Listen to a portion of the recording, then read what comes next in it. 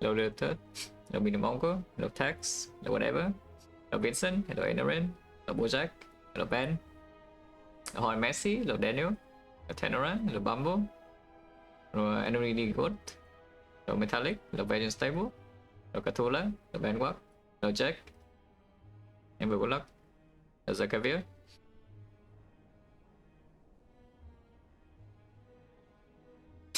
$44 tables.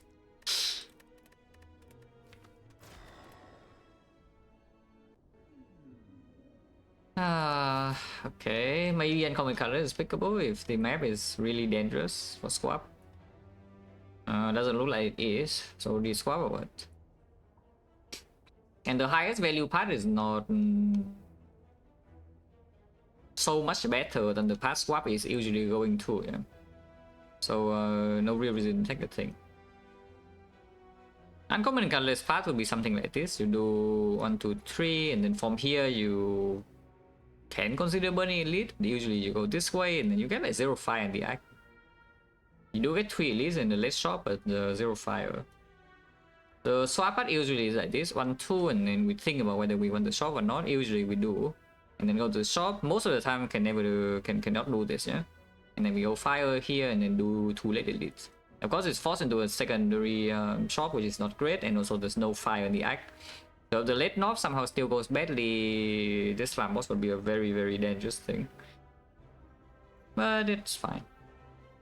There's like no fire in this act, no matter where you go, really. I mean, if you can fight this, and maybe you can do like fire number 1, fire number 2, and then do elite here, but it's also dubious. So this map is just dangerous. If you are bleeding too much in the floors, yeah, you don't really have fires to fill back your HP, you know. That's fine. Oh, this work. P-Box for that is slightly worse than P-Box. I mean, strength wise, honestly, not too far off, yeah, but yeah, the run is annoying. And that's like the thing about this inserter. So you see, you see about inserter squad. It's like every single time I swap into this, I complain, you know. And the run is like all the runs are the same. Everything's just annoying as hell. And then it wins every run, but you know, it's just annoying as hell. Every inserter squad just wins, yeah. But I'm annoyed all the time.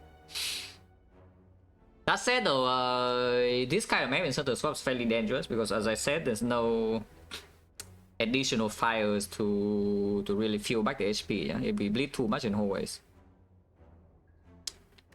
Let's see. That definitely says more. Yeah, that definitely says I start late because the inserter squad needs the shop even more than the other squads. So we just start here. Well, too bad. Loss of 50-50, so now we lose 7, yeah, instead of 2 or 3. There's a 50% chance that Dual Cast just outright kill one of these and we can play defend. But it didn't, so now I take 7. Ow. Can go, no potion. I consume inserter, yes, GG. Okay, so is this a 0 lead act 1 or what? Is it a 0 lead act 1? Because it certainly feels like it, yeah? We are very extremely terrible in hallway fights. So I will need all the HP I get, which means like going into the single fire partner to get more elites is not really a thing. So now I'm thinking about, after seeing consumer floor 1, of course it's over skip and of course it's pick.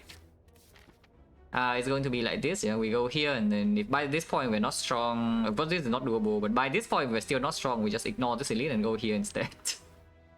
And then maybe you fight this one, only maybe, or not even guaranteed, maybe you fight this one. And then everything sucks, but you know, you have inserted consume and then you just do nothing for the entire run and then somehow you win. Wow, amazing. Oh, my favorite run of the defect, yeah. My absolute favorite way to play the defect, yes. I even have auto protection now, so actually dodge even more. Oh, cool. That will be play. I should play this consume with a try, I think.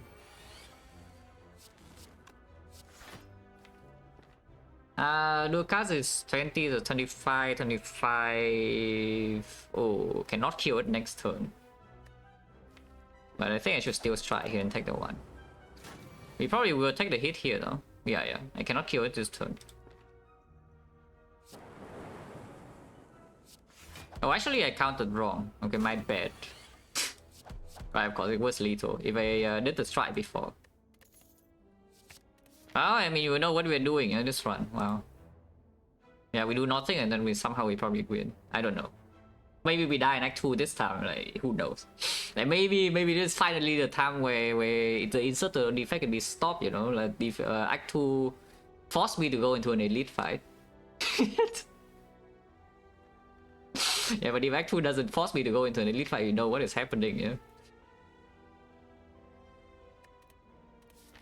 Well, does that change anything? Because if we are dodging all the way through... Now, the thing about this stat, though, is that with the Consume and the Glacier, we already do fine against Lagavulin, and Lagavulin is dead. Lagavulin can never do anything. So 1 out of 3 elites solved. The sentries, for the most part, are fine, unless we draw both Glacier and the Consume together on the same hand, and then we are not that fine. As long as this doesn't happen, we are fine against sentries. The problem is the North fight, and North is a bit of a big problem. And I'm not sure whether we can actually brute force Nob or not, even with like 60 plus HP, yeah? So basically what I'm seeing here is that if going this way is extremely unlikely, I should not even go to this shop. It's like we go here easy hallway fight, like just ignore whatever crap is it's advanced hallway. Hopefully not some garbage like Webbling Gang, whatever. We can go here like with Consume or something, I don't even know, maybe even Rest, depending on how these nodes go. And then go this way, and then we finally go to this shop. It's forced, but by the time we reach this shop, we actually have enough gold to, you know, actually buy some stuff instead of going here and buying like nothing. What on earth are we buying here? I'm not even buying a pot because I'm not fighting any elite. If I'm not fighting any elite, why on earth will you buy potions? No reason, right? So we just go here to buy cards or what? Like, why not just... And the shop here is forced, yeah, just go here, yeah? So we go take this fight now. And then, of course, taking this fight immediately, instead of going here, opens 10% advanced low roll. Advanced hallway low roll into some terrible fights that insert the Consume Glacier cannot deal with. Like, you know, the most common case of that is Gremlin Gang with the Wizard. So hopefully we don't see that, but otherwise I don't really see why I would go here.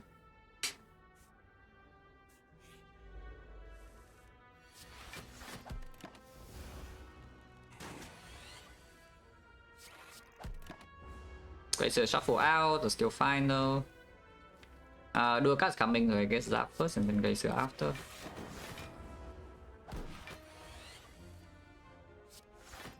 Like this, I probably don't even dual cast. If I dual cast now, it does open the dual cast and redraw, but this fight will still last for a bit. Is it? Maybe it's not.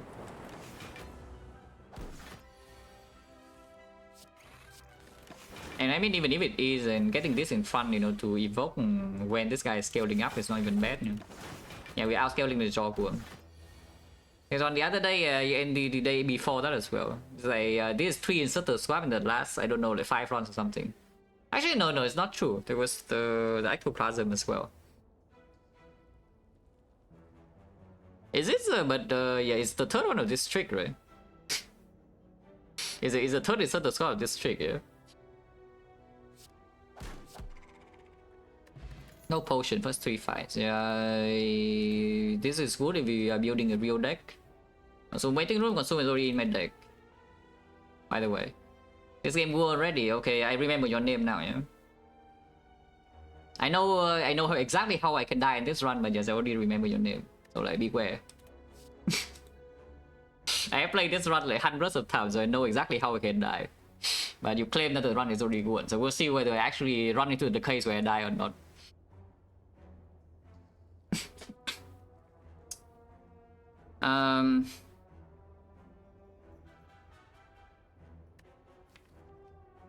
It's sweeping beam in case we are forced into some garbage. Right now this is like completely unplayable. We have no interest of hedging for the end game.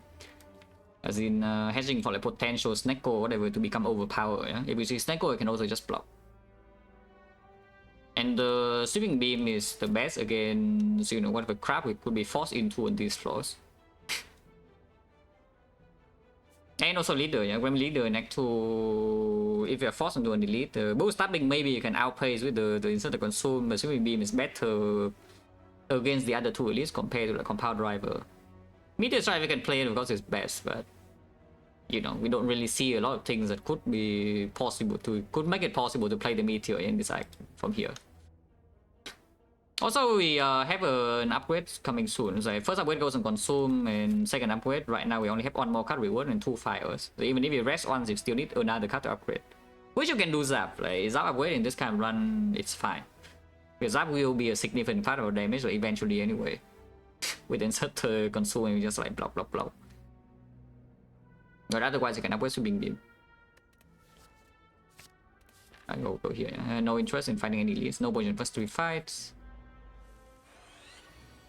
It is 10% advanced hallways Exodium Tux. Huh. So it is 10% question mark advanced hallways into like one of the worst hallway fights in the game, yeah? At least it did not roll a freaking slaver, but I'm not sure whether Cultist is so much better. But it is actually 10% question mark. Actually, it is 20%. Never mind, it's 20%. Okay, 20% maybe is more. Yeah, okay, 20% is like that was likely. It is 20, not 10. At least this guy attack on turn 1. This guy attack on turn 1 is actually kind of important. Tax? No, it's Tux. Like THUG. It's the enemy's name. It is encounter's name. Like every encounter in this game has a name. It's like the Slam Gang, the Gremlin Gang, whatever. This is Exodium Tux. That you can roll randomly here is either Laos or a Slime, and this is either a Cultist or a Slaver. Or a Thief. So we roll the Cultist, which on average if your deck is dealing reasonable damage is the easiest enemy. Because it's an Act 1 enemy, not an Act 2 enemy. Yeah? However, in this case I wonder whether the Cultist is so easy or not for this deck.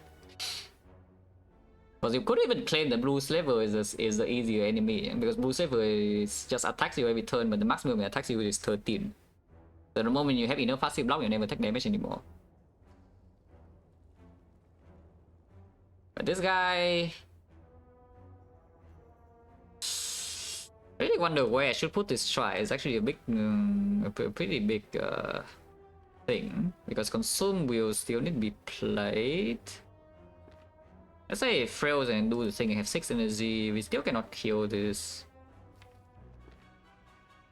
But then I can never really kill this either. I need to actually chip this down with Strike and then this dies to like Zap somehow, yeah?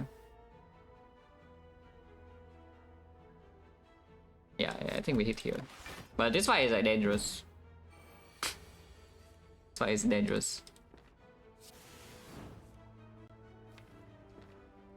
I don't even play the Consume because putting 2 strike here is actually a thing as well. Like it's pretty... Putting a Consume here is increasing block by 4 per turn, this guy increasing damage by 5 per turn, yeah? And then if we can kill this guy next turn, we already deal like block 10.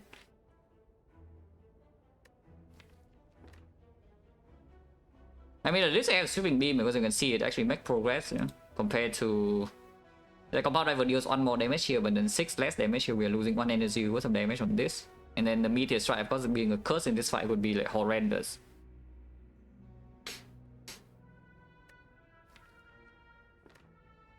But yeah, 10 HP is in range of 2 attacks, but next turn we don't have 2 attacks. It's just that like if I play the Consume here, this Cultist will grow to a pretty big amount, yeah. But it also makes the Glacier redraw a lot stronger. I think I just play Consume. It blocks 2 immediately as well, but it's risky. What if we just keep consuming? Yeah, what if we just keep consuming? How bad is that? It's probably not that bad.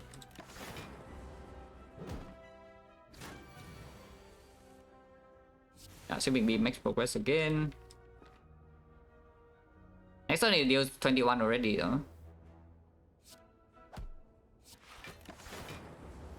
But yeah, you see like Sweeping Beam actually chips the Cultist down. Yeah, and now we can kill this one, making the thing consume again. Okay, no problem. I mean, it's still it hurts a little bit, but you know it's fine. It hurts a little bit, but it's fine. We are keeping up with this Cultist. And we can keep up with the Cultist, no problem. My inserter is not set up for this whole wave fight, but I guess it's okay.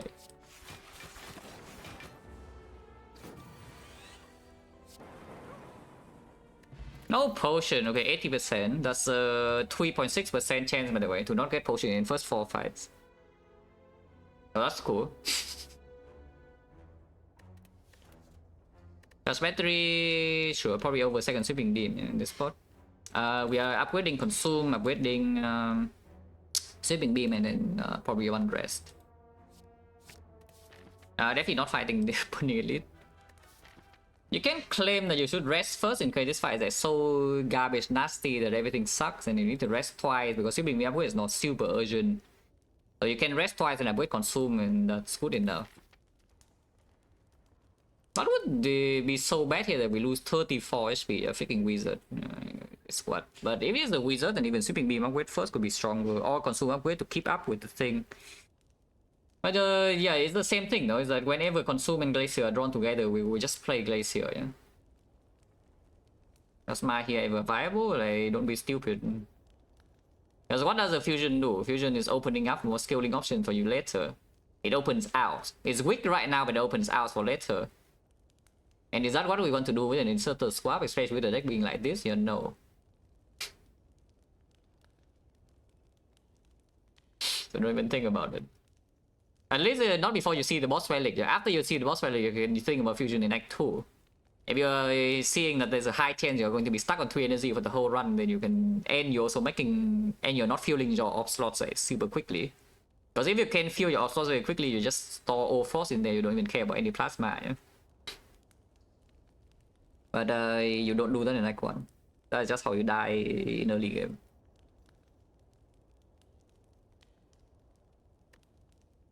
But yeah, the thing about upgrading consume is that we definitely want this to be upgraded, but if this fight is really bad, there will be no chance that I play consume over glacier when I draw them together, yeah?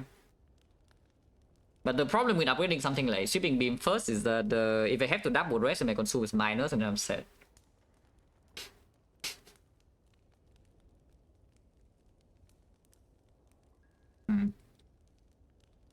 Not having any potion first 4 fights, like, it's such an annoying thing. Yeah, no potion 4 fight is actually such an annoying thing. Because now like, I can see him so many cases of low roll in the next advanced soul even on 34.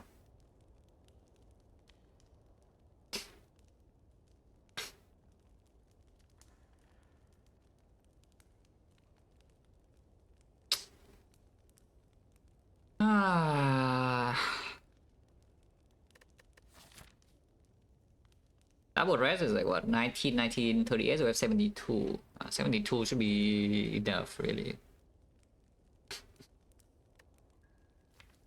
I think I should upgrade sweeping beam first. I think I should upgrade sweeping beam first. And put the upgrade? Yeah, which upgrade? Tell me right now. What is the best upgrade?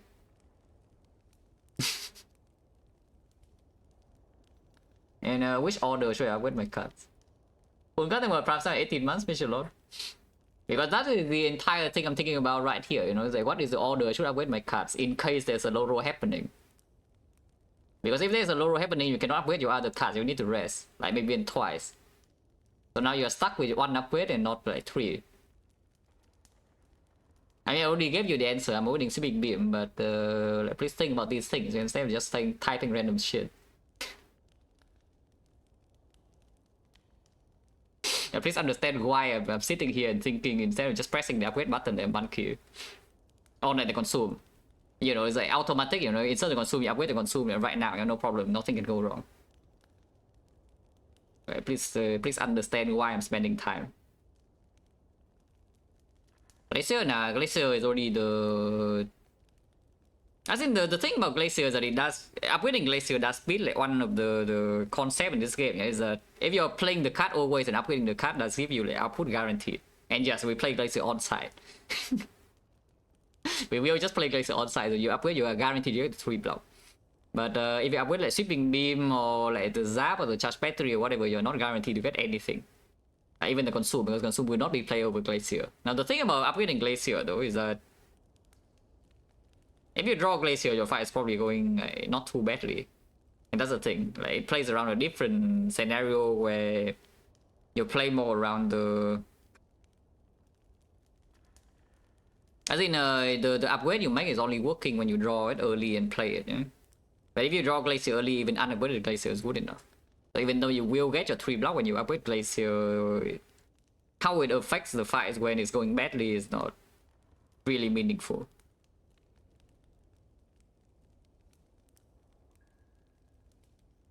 Now Nelson, the ones are 7 runs, like 3 or something. This is the third one, I think. Yeah, I think this is the third one. Charge battery is a more reasonable block card if you want to upgrade. That is also why you don't see anybody ever upgrading this card. Because, you know, the base Glacier already blocks too much. The base Glacier actually already blocks too much, so you don't really care about +3. Hey, if you want to upgrade the block card, Charge battery is a much more reasonable option. But I think I just do a swimming beam. Yeah. Go low road, die next floor. Okay, maybe this guy is it's fine. And yeah, you see Glacier, yeah, full block. You sink 18 to my first turn 1, you're full block. This fight is probably not the garbage or the trash, so I don't expect us to take like so much damage. Maybe we will take some, but not that much. And like here, the consume is not even being played. Yeah? Oh, it will be played. It can be played too. You can play with the consume into dual cast. If you consume dual cast, you take 0. Maybe consume dual cast is better than splitting. Yeah, fine. Consume dual cast. Full blow.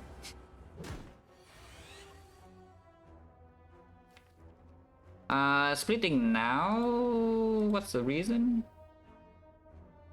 If you don't split now, split is worse anyway. But there's a 1 out of 6 that they bottom deck Glacier next turn, and they also attack, and I'm sad. But they need to both attack, so it's a 1 out of 6 into a 9%, 1.5%. It's a 1.5% where things will go really really in a really annoying way when they split now. But even then, it's not that annoying because if you bottom deck Glacier, we still block with Charge battery, defend, you know. It's like 335. It's when they take 5 damage, like 1.5% of the time. So splitting now is just good. Jackson will transfer in 3 months, pretty lot. But yeah, now passive block is like 12 and we're chilling. Okay, if this fight doesn't deal any damage and basically the Giga low roll doesn't really happen, which is even the expected case, you don't really expect to go here and take 34 damage by any means, but it just could happen. Then it's not too bad. Because like this, yeah, insert on 1 also, yeah. Like this, you can definitely make a second upgrade. Probably will still rest once depending on what this drops and what this is. Jeff taking our prance up, fish a lot. Oh, yeah, insert on 1. Yeah. Okay, not a good potion. Okay, so what are we doing really? I think we are just we're committing, as in we're committing to the cringe gameplay. Because committing to the cringe gameplay is taking the hologram. And because hologram right now doesn't really do anything except that it gets back my consume, my frost off, so it just increases my block.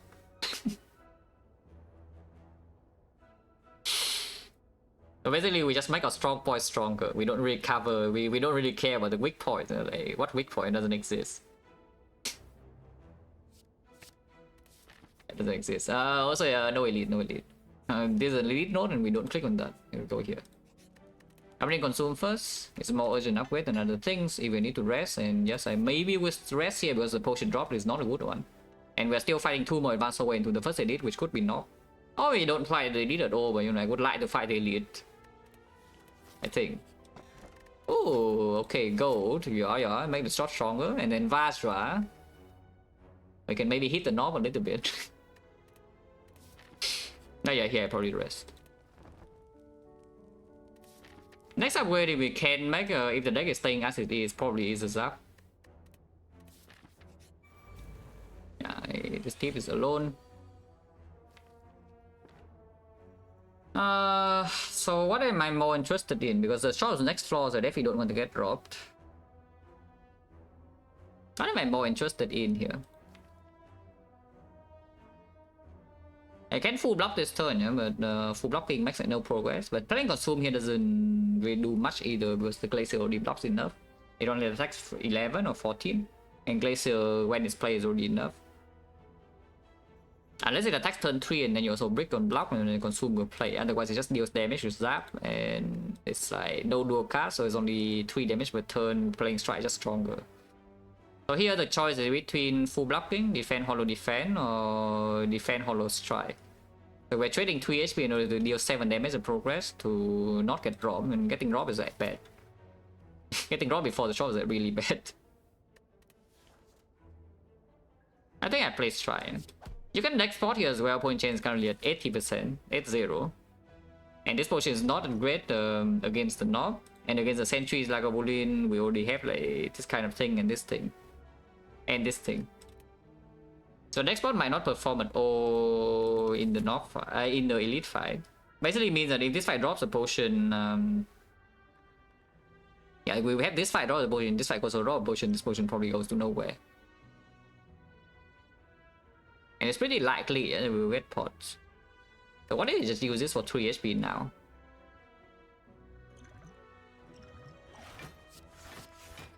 Oh, thank you, hologram. Oh, drawing zap. Ah, drawing zap here is like annoying.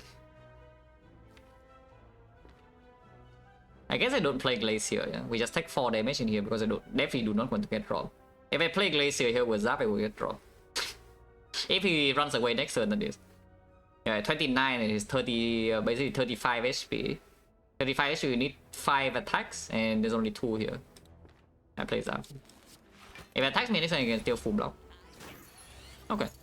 So I could have played Glacier. If I know he attacks me this turn, I could have played Glacier, but of course I don't. I don't know.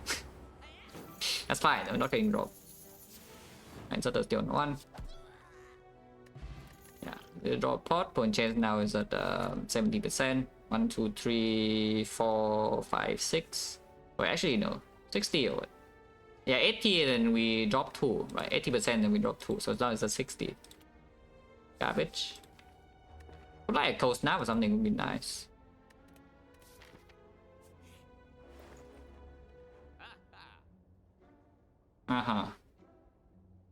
A bit poor.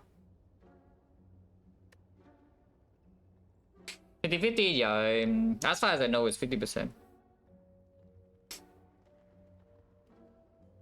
Yeah, a bit poor. Potion Bell and Sutter is an insane combo, you know, just so you know, for the end game.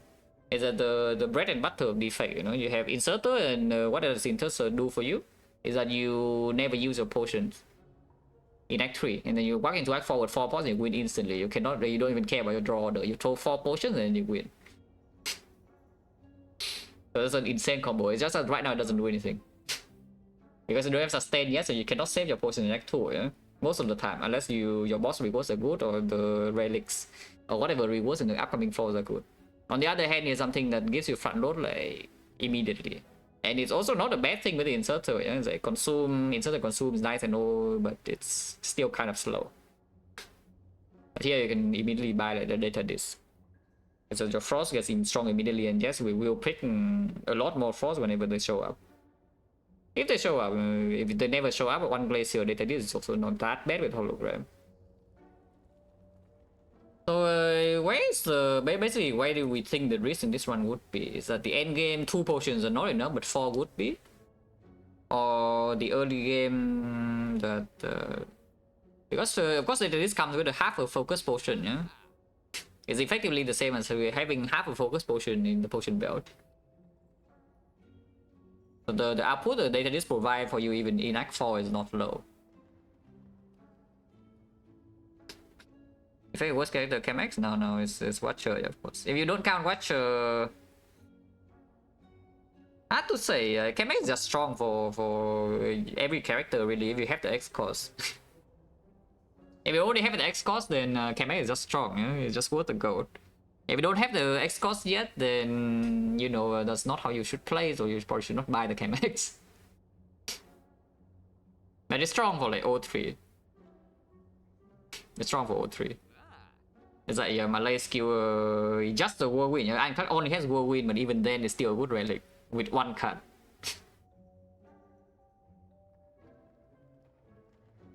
What's my favorite bad card? I don't know, probably Searing Blow. If I get to play with it. Like, look to upgrade? Nah. I mean, it's on sale, though. You could be. Just because it's on sale. But I mean, I think I'd buy it at this, over the potion belt. From here is a bit more complicated. Like, what we do for the remaining of this shop. Remainder of this shop. How much gold am I making? This is 1737, 55, 55, and around 90, 145 or so.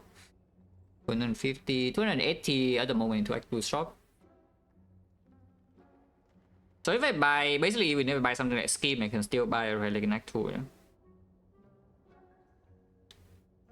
Because something like Scheme in this kind of run is eventually going to be quite strong. Right now it's not doing that much though. It is fairly good to draw, because at the moment we are extremely reliant on drawing the Glacier and then playing it. So even if your entire turn is like Scheme into Glacier and you play the Glacier, okay, good enough. That's a good turn. Instead of spending your energy, your 3 energy on like, I don't know, triple defense or something. A Scheme into Glacier is a better turn than triple defense. And then it's also much better for the future, yeah? And then you can Scheme back into your Consume and back into your Glacier and everything is good. It makes a not fight worse, the Scheme. And the Slime Box is not exactly totally safe either, yeah? And also cost me like freaking 87 gold. The loop is only useful after I have played an Orb card, which, yeah, right now the thing about this deck is that after I play the Glacier, I'm probably fine. And Looping Lightning is not that strong. Looping Lightning is not that strong, so if I take the loop, we need to already draw the Glacier and then play it, and then the loop will perform. Even though later on the loop is definitely a thing that I would like to have in the deck. Like right now it doesn't really do much of anything. So good for draw? No, Scheme is good when the quality difference between your cards is very high. It's the same for like basically every active card draw really. Is like the acrobatics, like, especially the things that cost energy, yeah?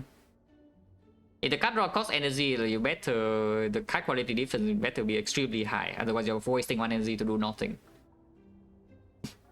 That if you spend your 1 energy on card draw and then you can make up the output anyway, even with 1 less energy compared to your previous turn, then is a good thing. So it's like Act 1 Acro is completely horrible, because what happens after you play Acro, you play roughly the same turn. You simply lose 1 energy worth of output and gain nothing. Act 1 Scheme, usually the same. You Scheme and then your turn is basically the same. Or maybe you gain like, I don't know, 3 block or something instead of 5 block, and then you get owned. In our case though, drawing into Glacier and playing it is super important. And remove is never happening here.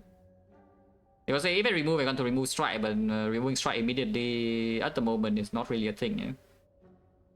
And the situation about removing is that the cost of remove is not like what you see right now. You see is 75, yeah? But the real cost of remove, if you think that the power boost immediately is not super relevant, which it is not for this day, it's like okay, but it's not that good.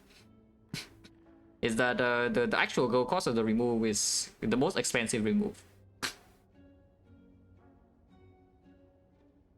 As in, if you are planning to remove like 3 times in your run, if you're removing in total 3 times, yeah, the actual cost of the first remove is like 125 long term. If you don't think it makes any difference short term, that's your real gold cost.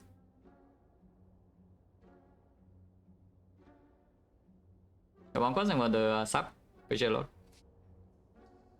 lot. His absolute safest line here is the Giga. You know, is a you can buy a potion instead. You can buy the ancient potion, for example, to block the knob. That is actually giving you like complete safety in Act 1, yeah? But long term you gain almost nothing. Unless you're strong enough to keep this ancient pot until Act 4 and then you're golden. You're buying the ancient pot and then keep it until Act 4 as your hard first cycle block. Well, good for you. That's extremely good. Except right now I don't really think that we are so strong that in Act 2 I will not use potions, which is also why I didn't buy the potion belt. We can meet halfway and buy like the block pot instead. Because block pot actually plays more in Act 2 compared to the ancient pot for most cases. And of course, when it can be used very flexibly in whole ways. You know? It's not locked into a few specific fights like Ancient Port, so it's cheaper. And even in the North fight, it's not necessarily blocking less compared to the Ancient Port. I mean, it is blocking less, but it's not blocking that much less. And it's much easier to use. Which I think I actually do that, you know, I buy block pot, but probably no loop, even though it's on sale. I would have loved to buy like a cold snap or something that shows if it's here, but there's no cold snap. But yeah, the loop I don't think so. Wait, it's back with a friend. I mean, I already spent my gold. I was like, why are you here? This is the second Exodium tax in this act. We fought Exodium tax here, and then one hallway fight, two hallway fights, and now it's back again. Oh, freaking amazing! And this one, this time we roll the bad combination, yeah. We did not roll the cultist here. This time it's a thief, and this thing is still a slam and not a louse. Potion chance of only 60%, so I can be using the block pot here if needed. I don't think I'm going to use power pot. So we just start the turn with Sweeping Beam and then see. Charge Battery definitely is played, and then, well, I guess taking 4, then we just play Strike here, because killing this next turn is a bigger difference. It's very unlikely to be able to kill this next turn, and we need to draw both of our strikes, and then it would die. But I guess I can block pot.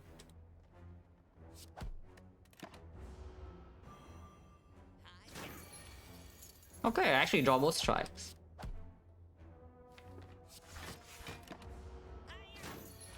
Wait, the teams are so greedy today, guys. Both of them attack on turn 3, yeah? This probably saves me go at the cost of 1 HP, because you can play Zap into Glacier. Yeah, we play Zap into Glacier, this Glacier blocks 13 with this.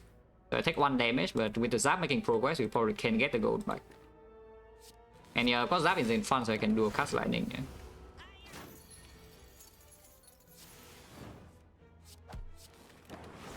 So they will not be set up for the elite, but doesn't matter too much. Draw a pot, that's fine. Cold Snap, amazing. But I'm probably the best common to see here.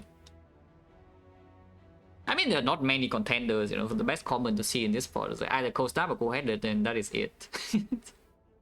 It's a 2 common frost, and yes, I think Cold Snap is slightly stronger than Cold-Headed in the short term for now. So there's not many contenders. It's definitely not the best card to see. There was plenty of other better cards. Self-Repair, with Equilibrium, Second Glacier, Sick, Electro, you know, a lot of things. Echo Form not necessarily. Echo Form might not actually be better than Frost. Quick Potion over Power, for example. Don't really think so. Why not? Power Potion, when is it useful? Because the thing about this deck is that we can just E to E the Slime Boss at some point, and we can insert a Consume into death.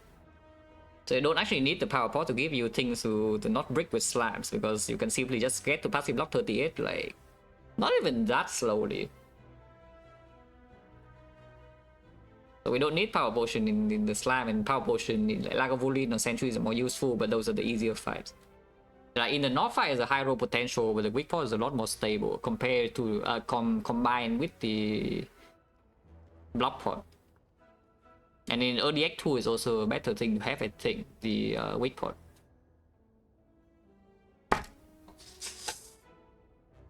Hitting my desk a little bit too often nowadays, yeah. But yeah, I think I take the weak pot over this. And yeah, we fight the elite. It's not knob. It's a middle one, like it's not as free as the Lagavulin, but it's not as difficult as a knob. If I Sweeping Beam into my Frost or my Consume, I'm going to be a bit sad, but I play it anyway, of course. And we play Glacier. If it's not a knob here, we should not be losing too much HP at all. I lose 4 and then probably that's all I lose. Yeah, I lose 4 HP and that is all I lose. I mean, maybe I can lose 2 next turn. But my passive block is already 18, yeah? Okay, I don't lose 2 HP. So we lose 4 HP here, no potion use. That's not bad. And yeah, of course we have the inserter, so we cannot console kill here.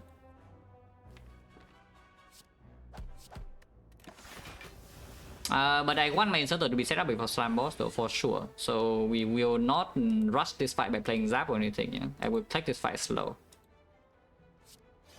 Yeah, I will definitely not rush this fight to to get out quicker. We will stay here until inserter is on 1. Sweeping beam is doing fine enough.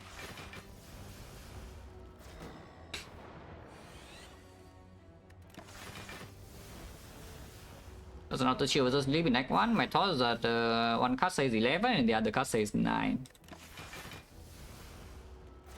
I hope that was concise enough.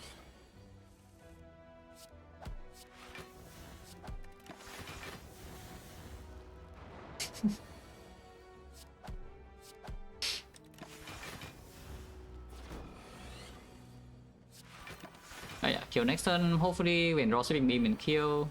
No, wait 2 more turns.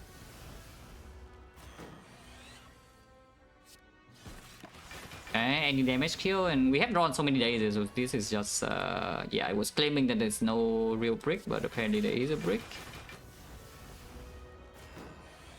First 2 energy will loop a hologram later, so there's a question, of course it is. You're losing a freaking blood vial or anything or something, you know, whenever you play the... It's like 2 HP adds up, yeah? So why do you care about it? Later on, the leaf is freaking still worthless. So here's the thing. In order for the auto shields to be not blocking with the anti-synergy with the loop, yeah? Hologram is actually a real thing. Hologram is kind of a real thing, but it's minor. It's not big enough to overcome the 2 HP difference. But the loop is the more the fact thing. Is that people always think about this thing, but I was thinking this thing too in like 2023 or maybe earlier.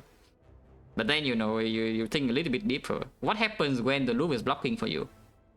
Yeah, okay, fine. So you have, first of all, you have drawn the loop, you have played it, 1 turn has passed, and your Frost Orb has been played as well, it is in front. Ah, and now your auto shield doesn't block anymore. It sucks to be you, right? Alright, cool. So how many turns is that? And also you have Frost Orb in play already. But basically the early game block cards, the leaf, the auto shields, and whatever, the purpose of these things is that you draw them before your setup, and then they block for you, like front loaded. They are burst block. Like before you draw into your powers, before you draw your frost, or during the turn you play your frost, you don't block that much. But here's the thing, let's say there's a big number on it that blocks for you. Wow, 11. Yeah, so it does its job.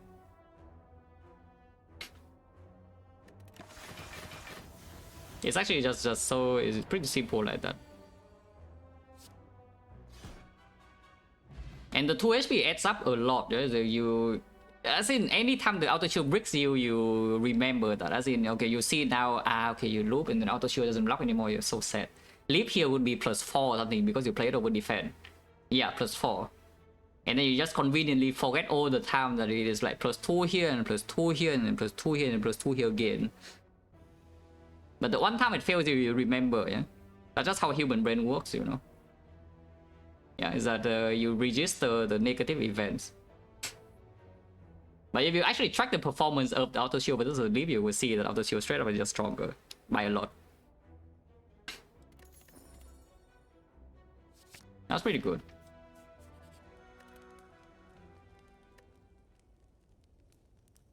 Zap, yeah? Yeah, probably Zap upgrade now, in case we're stuck on 2 energy. Snecko, not a consideration, because if we see Snecko, I think it's good enough. Like, with double Glacier already. If we see, yeah, I should not play around the case where I see Snecko, is the thing. If we have like more urgent stuff to prepare for, and I think Zap is probably what we should do here, in case I walk into some fights that force me to raise, you know. It's probably Zap.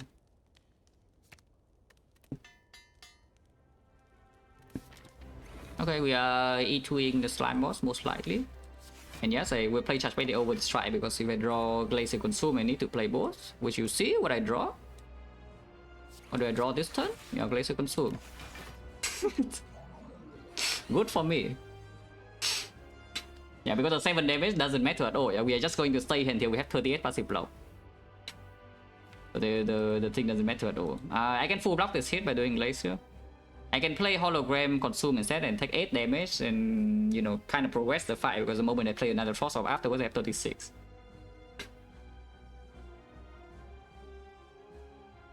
Playing Glacier right now, take 0. Maybe taking 0 is just better. I mean, I kind of like taking 0 to be honest.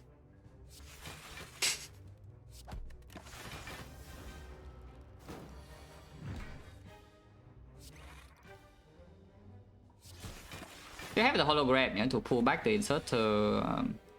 Yeah, now passive block 36. I mean, this slab boss is pretty sad, you know, it's trying very hard, but I don't think it will get anywhere.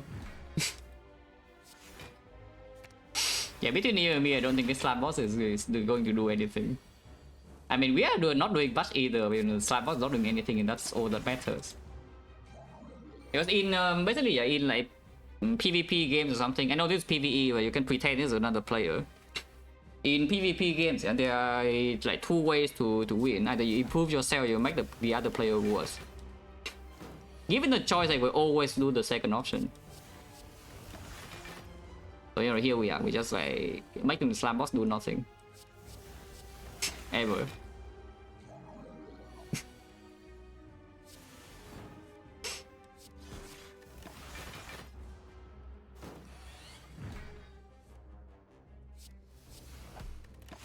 But yeah, the deck is extremely low damage for Act 2 for damage raise 5, which is also why the something like Sweeping Beam was picked up, yeah. Because it actually gets you out of the fights that force you to, you know, deal damage. For example, the triple cultist is like pretty useful in that fight.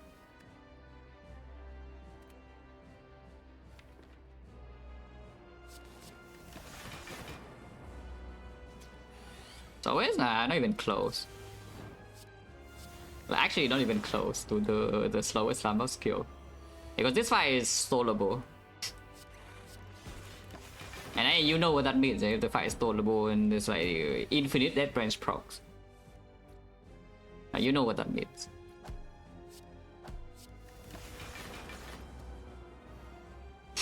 And there's also freaking magnetism into 100 gold too. But you can do many things here. So this fight is not even close to being the slowest. I would like to end the fight next turn if possible. This ends the fight this turn and that's a bit too strong. I cannot do better than this. Hopefully we draw a strike. Okay, we do.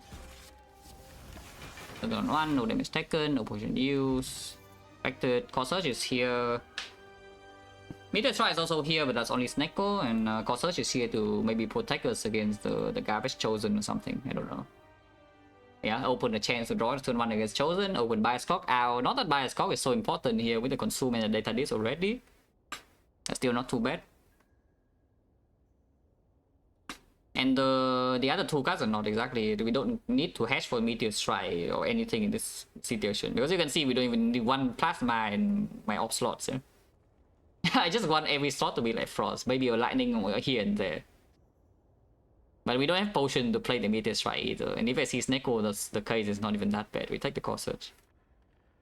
A Burst, okay, maybe they're not, but you know, the best thing against a Burst right here is also still the Corsage.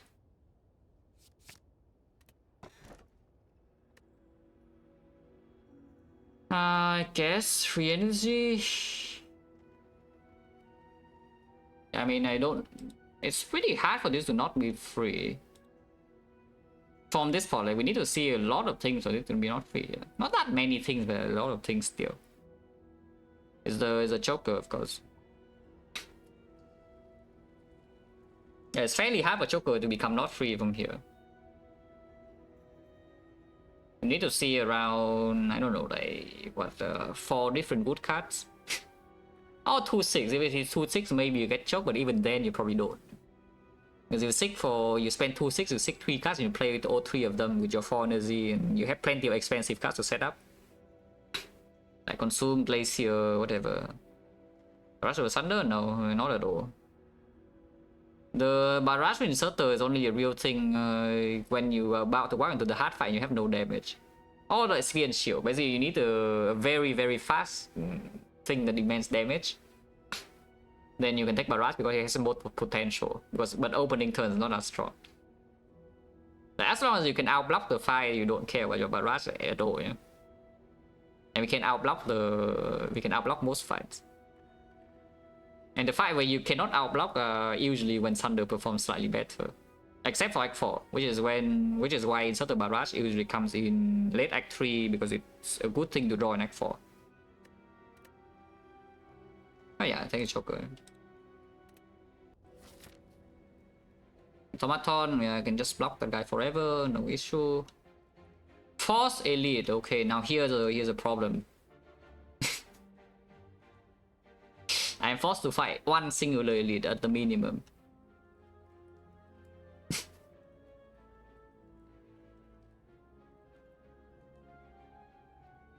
Are we strong enough to do the elite without the shop? Because the prefer part is probably here.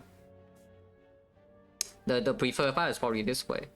And we do like 1 to like here Eternal Feather healing, and then we get the shop that's like a lot better where we have farm all of these for gold. If I go to this shop, we cannot buy anything that really premium, you know. And then here's another shop if we don't want to fight Burning Elite, which probably I don't. I'm not gonna lie, I probably don't want to actually fight this. Starting here means that we are forced to fight like Advanced Sword and Elite without the help of the shop, yeah. But we have Eternal Feather healing and 2 potions still. And for the most part, we can block the elite. We can actually just block the elite almost no matter what it is. If we draw into these cards. So the bad case would be I either sweeping beam into expensive card I cannot play, or I draw all 3 of these together. And the hologram also need to miss. Now we start here, yeah? We start here, fight this elite and go to the shop with a better spot. This elite is optional. If you don't want to fight it, we can also ignore it and then go here or something. Let's start here. But yeah, Force Elite is definitely not what you want to see when you are playing a run like this. Maybe you choose to fight the elite anyway, but you would like to see on this floor, and then you can decide whether you want to fight elite or not. You don't want to decide. You don't want the game to decide for you before you've been walking to any node. Because it opens a lot of low roll potential. Okay, this guy can be outblocked. Can weak pot immediately if you want to. Weak pot is useful for... Weak pot is the most useful for like boost stabbing. This deck is not amazing as boost stabbing, but it's also not that terrible because we can probably just block boost stabbing for honestly even 3 cycles. Like this turn I'm only taking like 4 damage, you know? But this potion blocks the 4 immediately and also blocks next turn when I don't have any frost off left before I draw into these cards. And we have potion at 40%, so I'm thinking about it. Whether I should like just use weak pot here or not. And I do think block pot is stronger than weak pot, so we keep the block pot for a bit. Yeah, I think weak pot is just fine. Blocks next turn as well. Yeah, draw Glacier and then we're good. No? Okay. I guess we just don't even play the Consume then, huh? Just like this, we just play the Coast now. We can block the next Frail. Yeah, with the data this, the Consume is not super urgent to play either, because you can see here, we passive block already 15, you know. And this guy only deals like 21 maximum. So yeah, we just use Weak Pot for 4 HP then. Actually, no, turn 2 it also block. Turn 2 it block 4. Turn 2 it block the full 4, so we did use it for 8. Which is fine. Weak Pot for 8 HP with 40% potion chance, no empty slot, it's a reasonable thing to do.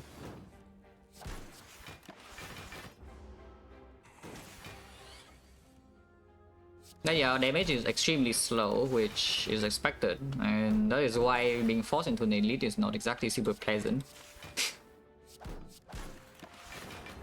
But that is only because I'm playing a line that doesn't take any damage. Yeah? If we need to trade, then the line could be a little bit more aggressive. As in, I will never really skip the Consume on turn 2 if we need to actually get the hell out of here at some point. Instead of course we 1 on 1 every single time. Now, yeah, with this deck right now, of course, we want it every single time on one. Yeah, next turn it dies to lightning. No potion, FTL choker, you're amazing.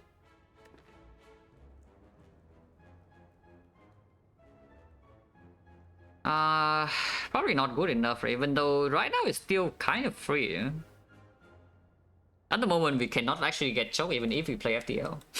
They can even count the turn FTL plus zap. Yeah, is that it is for us to get choke, it needs to be charged batteries to set up beforehand, and then the turn afterwards you draw the FTL add the zap and then 5 of the cards with online Z each. And then you will lose the worst card of the turn, which is a base card. When you get choked. So this FTL right now is simply positive. Later on it can get in the way a little bit, but honestly not that much. So I think I should take it right now because the threat I think is still more front loaded than long term. Yeah? Just 6 damage. 6 damage. For free. The thieves are back. Very persistent, I tell you, these guys. This time there's 2 of them, so I don't know how well we can get our gold back though, unfortunately.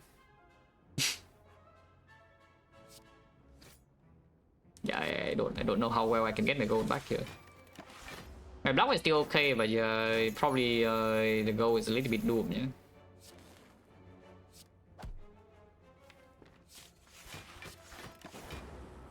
Yeah, shipping beam though. We can hollow shipping beam even. And this guy is getting greedy again, which is actually maybe a good thing for me.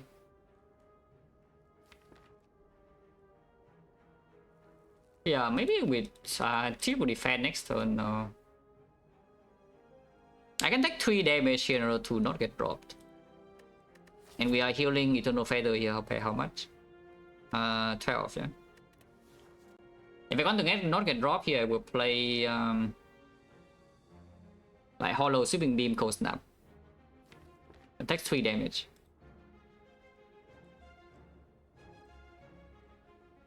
But this guy will not run away, I think.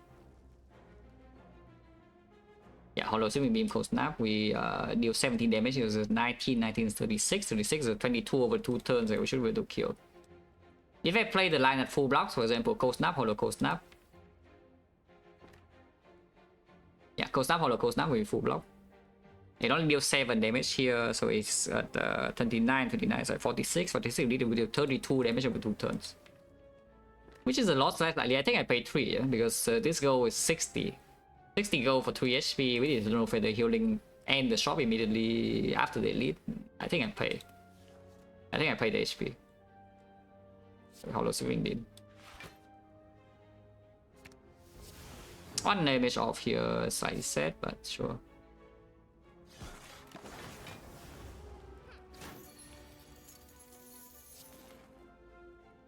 Oh, that's the wrong order. That's fine, it still kills. Yeah, still kills instant on 1. Potion back. Well, Barrage is here and is over skip because the white noise, yeah, white noise choker, white noise plus. I mean, choker doesn't become bad so easily, but you can certainly make it become bad, yeah, by picking tasks like this. But yeah, the barrage in here is maybe helping us get out of the elite. You know, if somehow the orders are weird. Also, I have Vajra. So we have Vajra, Inserter, and 2 Glacier now, so it's a bit better. Okay, 10% fight. But you see, the FTL is just 6 damage. It doesn't really hurt me or anything. This side, however, could hurt me. Hopefully, it doesn't. Okay, we block vulnerable at the very least. Oh yeah, the core search, yeah. Should be fine. Like, we have consume in play. We are not vulnerable. This guy's dead. And yeah, chosen alone is actually not doing that much damage. Yeah, bottom deck barrage and shuffle down. Perfect. No need to be in a rush or anything. No? You can see this chosen deals no damage, yeah, to me. Next fight is still just an hallway fight, but preferably one inserter setup. Not super important, no, but preferably in certain setup.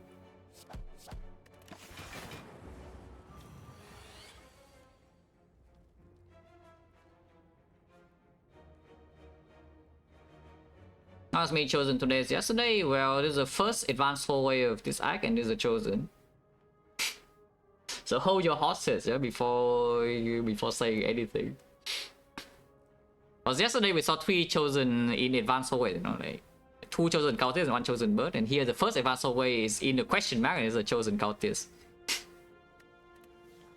So you never know, you know, what you might see.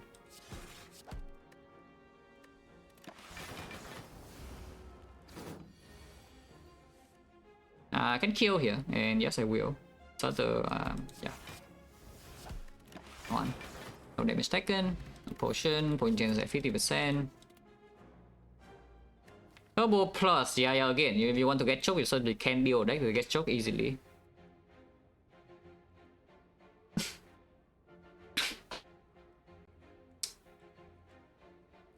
Ball lightning. Actually, a lot of damage, but it slows me down in drawing my frost, and I have the barrage now. So how urgent is this ball lightning really? Because it's not actually good in. It's not actually super good in the slaver or the leader, yeah. It is quite good in both stabbing, no? It is quite. This bowling is quite good draw in both stabbing, and it will be a good draw in the hard fight eventually. Like very, very far off, but yes, in the hard fight I do want a secondary lightning source for this kind of run. Otherwise, you are totally dependent on the barrage, and that's not the greatest thing. You know, with choker, you don't have an echo form yet, and you are not like giga overscaling with focus and obslot or anything. And you need to keep consuming to keep up with the enemy scaling, and the barrage doesn't grow in damage either. But the ball lightning will grow in damage. It is not a very good draw in opening turns for most fights, but we do have Eternal Feather a bit. I think I do take it. Yeah, next draw bowling plus and not being picked.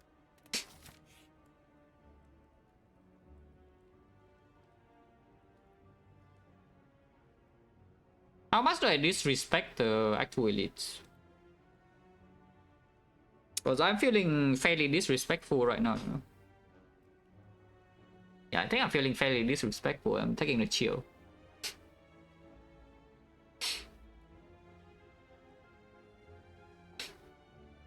Yeah, I Vision Choker, yeah, amazing.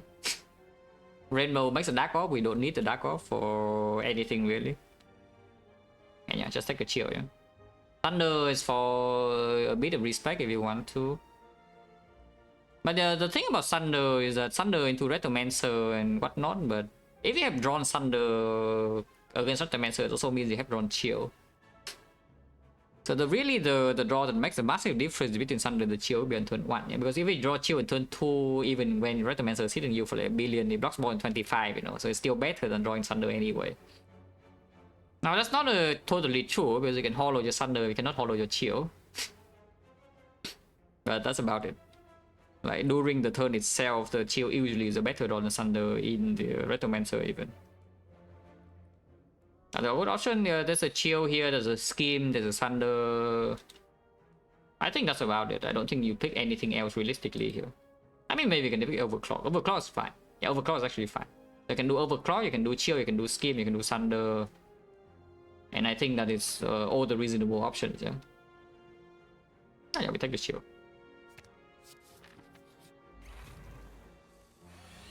Ah, the Chill. I'm chilling. And suddenly now, instead of taking like whatever damage, I full block, and now I have all frost. I was going to take 5. But yeah, I like full blocking.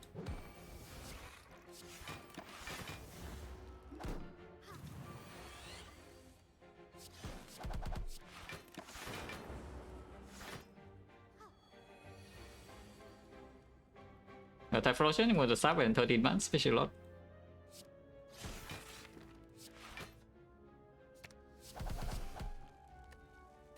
Now single target damage is not that low, yeah? With the barrage now and also ball lightning a little bit.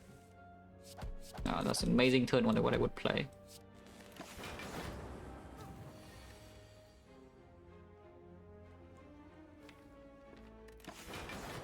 I want inserted on 1 before the elite, of course. She is not healing this turn and she will die next turn, so it's perfect. Missing Blizzard, missing as in is never being picked. I agree.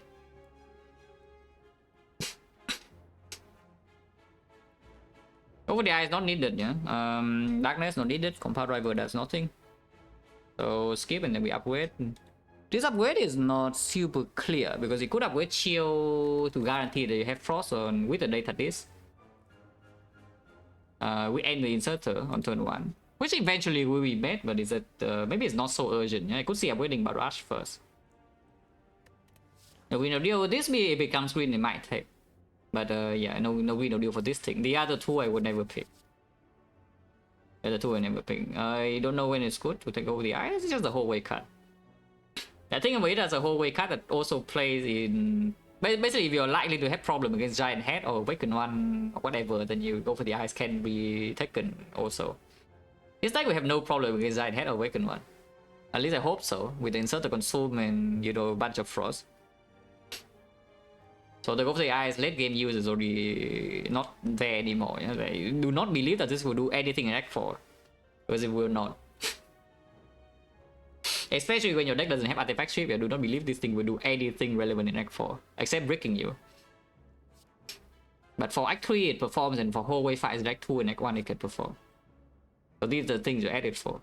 Which right now, and boost stabbing, for example. But right now, Act 3 I don't think this will do anything in the fights where it usually performs. And immediately here could perform boost stabbing, but only minors, yeah, not really. And I have better things to draw anyway, like, you know, my Frost Orbs and Hair Choker. And work on hard because hard artifact, yeah, you also draw it on the off turn and it does nothing, but thanks. If it's just the artifact, then it's actually still good because you can easily. The effect doesn't have that many things to strip artifact, but you can actually pick cards to strip artifact pretty easily. As a Beam Cell is a common, Bullseye is uncommon, and both are okay. Both are decent cards for output for Act 4. In fact, you can even take another Gopher. But the thing is that whenever you draw Gopher on the off turn, which is 1 out of 3, it doesn't do anything. So only 1 out of 3 you get a complete Giga Brick, yeah? And then it also has artifacts, so second cycle you cannot even do. So the thing, yeah, first cycle 2 turns you can draw it out of 4, you know, to block. Second cycle it has 2 artifacts, so you cannot really strip immediately at all. So entire second cycle doesn't do anything, yeah. And then third cycle maybe it can block in time. So that's the earliest. Usually the third way is like relevant, like maybe third cycle, maybe fourth cycle or something. That's way too far. That's just way too long. And then breaking a draw in the hard fight, it's just horrible. Yeah? It's not always bad, of course. When you have no other way to block first cycle except relying on the weakness to land, then you can cope and pick the go of the eyes and hope that it lands. It usually doesn't land, but you can hope that it lands and then it can work. Blind's a different class, of course. Blind's one of the best defect cards. I mean, I know it's not a defect card, but it is one of the best defect cards. Like the blind, like just amazing.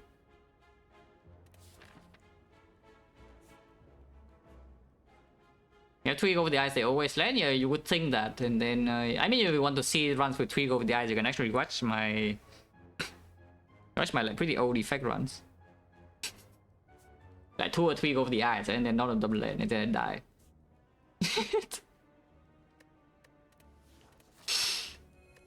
Oh yeah, upgrade Barrage first, probably. I think.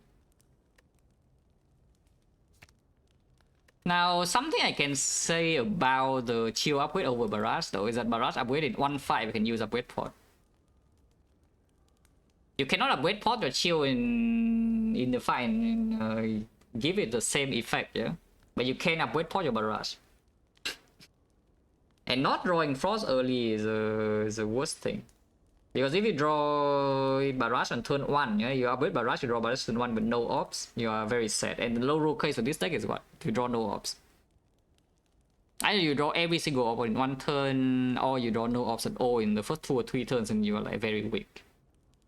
If you upgrade Chill, this never really happens. But of course it increases the chance of leader, yes, buffing, you cannot kill Gremlin, but I think leader can even outblock her, yeah, for the most part.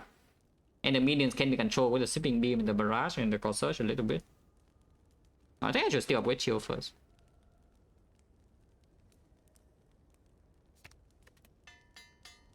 You'll probably still upgrade Chill first.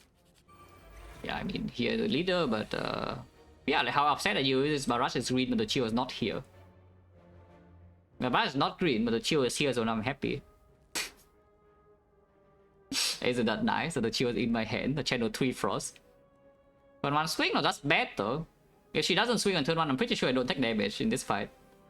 But because she swings turn 1, if ATL doesn't draw block, I will take the hit immediately. Which I guess I can block pot, but you know. I could just take 0 here instead. How much am I taking? This is 14, I'm facing 23. So this potion block for 9. I guess 9, good enough. I don't care about the lightning passive here, so we can just chill first and then zap after. Yeah, floating 2 energy, by the way, very nice. Oh yeah, defend and then block point.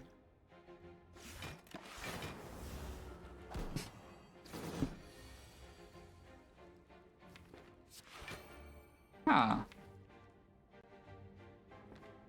I mean, resummon is probably good for us though. This hand's a bit weird. But yeah, if she buffs on 1 and swing on turn 2 with full block anyway, you'll see that. And now she buffs, and do you think this is good?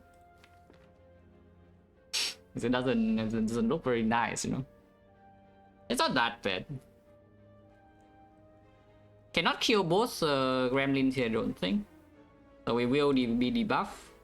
And she will swing for 43 total wizards alive, but I think it's fine. If you want to kill both, you need to not play Consume, and that seems a little bit dumb. So we just play Consume.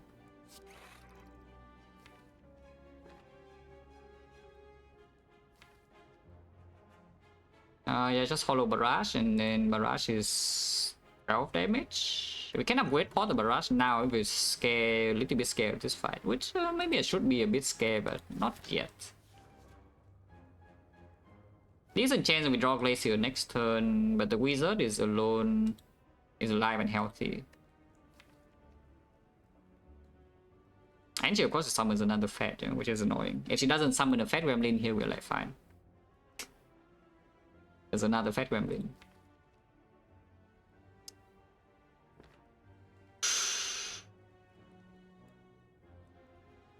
That's a wrong order, by the way.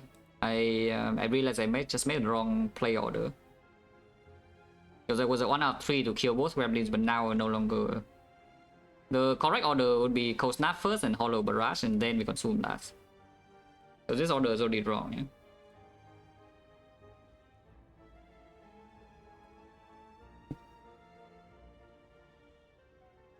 Yeah, now I cannot ever kill both Gremlins anymore, and she always attack me next turn unless I block pot. Unless I upgrade pot. That's kind of bad to play the wrong line here in this fight when it has not actually been going that well.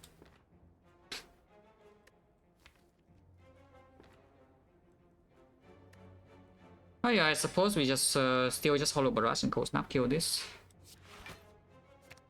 Oh yeah, you see it's 12 damage, doesn't kill, yeah. It would have been 15. If I play the Cold Snap first, it would have been 15 exactly kill here, and we consume away the Frost Orb here, and the lightning could hit here 1 out of 3. But now it no longer works. So I'm always debuff and always being attacked by her next turn. I think I want Old Frost still though. Yeah, I would have hit too. Yeah, getting punished for my mistakes. Yeah. Next turn Wizard is going in. We do still have the Corsage there though, and yeah, the Fat is dead, and then we full block her. It's not that bad. Okay, consume, redraw immediately is already good enough. And yeah, the FTL here again, with 6 damage for free, and now we can kill the Wizard. If she attacks is 48, both Glaciers are gone though, but this is fine.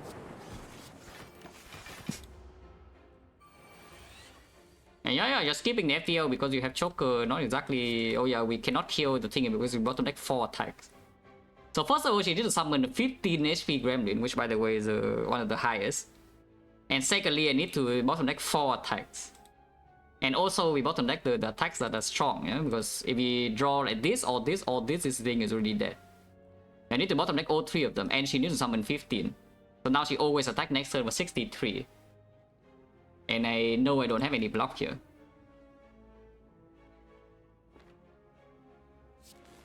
So is that a problem? I mean, of course we can lightning hit once again, 1 out of 3. Can we kill her next turn? Is it lethal? If we just hit her now, is it lethal next turn? Because we have barrage. In no inserter, so barrage is only 5 times, yeah? Which is 25 damage. 14, 25. Not really, right? Only 4 energy next turn also. So this is 10, is 25, 35, 35 plus another 21. 56, 56 plus 8.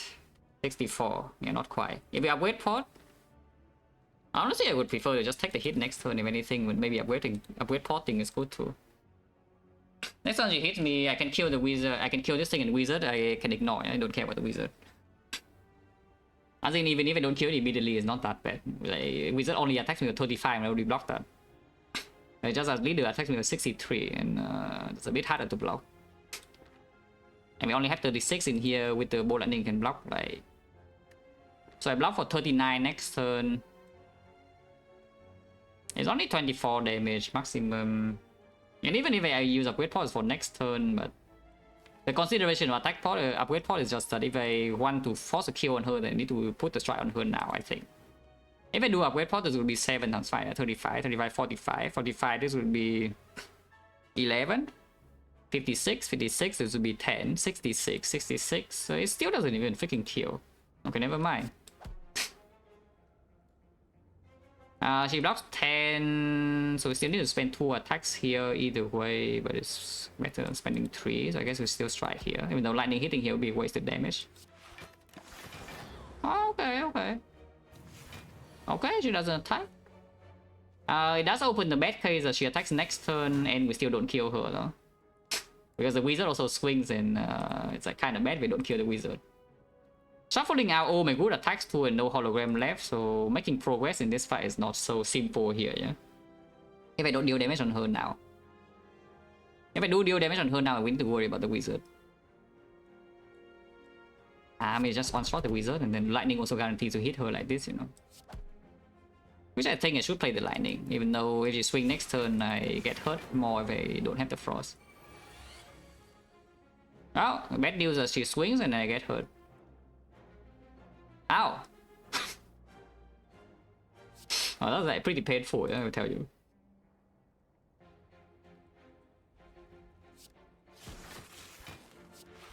But yeah, one lightning hitting here is killing both each. Okay, okay. Pretty painful, -4. So at least I would say the attack pattern of leader is not very good, and our draw order is also not the best. But the lightning hits are extremely good. Honestly, all the lightning is a hit. Not a single lightning miss in this fight, which usually doesn't happen. But anytime I want the lightning to hit something, it hits that target. Well, it's kind of good. That every single lightning hit, because if you can control lightning target in this fight, it's a lot easier, you know, without electro. Ah, potions. For my potion bell, yes, that's right. Yeah, for my potion bell, that is the white beast. So if potion bell is still healthy and whatever, which you probably are, you chilling here and you probably win very easily. But I haven't rated this instead, so now, you know, who knows what is in the future. Frost is still good. I don't think I take too much more of this common frost thing with the chill already, but Frost is still good. If capacitor shows up now, I would buy. It's testing my claim immediately. Am I a liar or not? Yeah, guys, am I a liar? I don't think I am a liar. It's good. It's good enough, yeah, to buy. Compared to like the other stuff are also pretty good, but they are not that good. Something I believe that is probably not going to be. I'm not going to pay gold for that.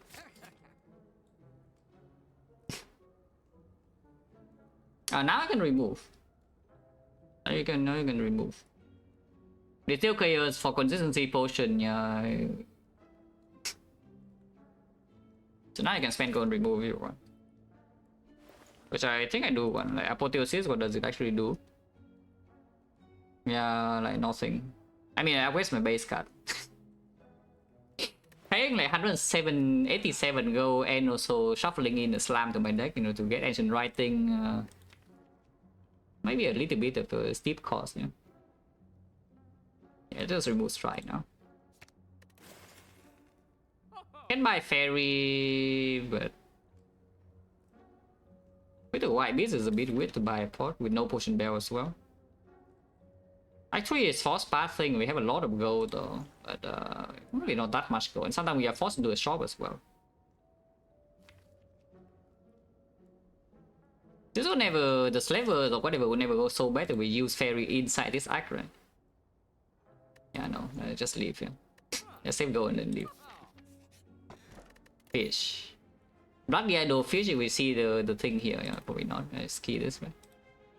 And then P box, and then I'm down like 1, 2, 3, 4, 5, 6, 7. And then I picked like what 5 more cards naturally. So I'm down 12 cards, like 108 gold. Yeah, okay, it's trash. Oh, we have shipping beam. And the chill, yeah, chill.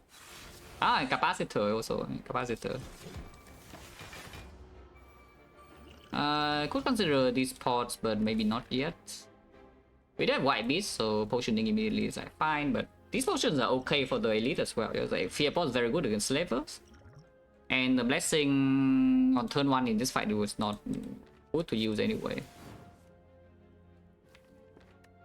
Turn 2 is also maybe not good to use. You can hologram the sweeping beam and sweep again. Or you can try to outblock. Trying to outblock this fight, not the greatest idea of all time, but honestly not the dumbest idea either. You can just do like Bolt Lightning Glacier or something. Or actually Bolt Lightning Holocaust now is stronger, yeah. Yeah, Bolt Lightning Holocaust now is still full block, and of course you get 6 damage. And Hologram Redraw is not that good. Ah, sure.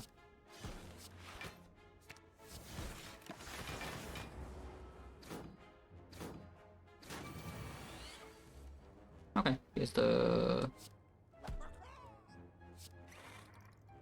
Yeah, I can barrage.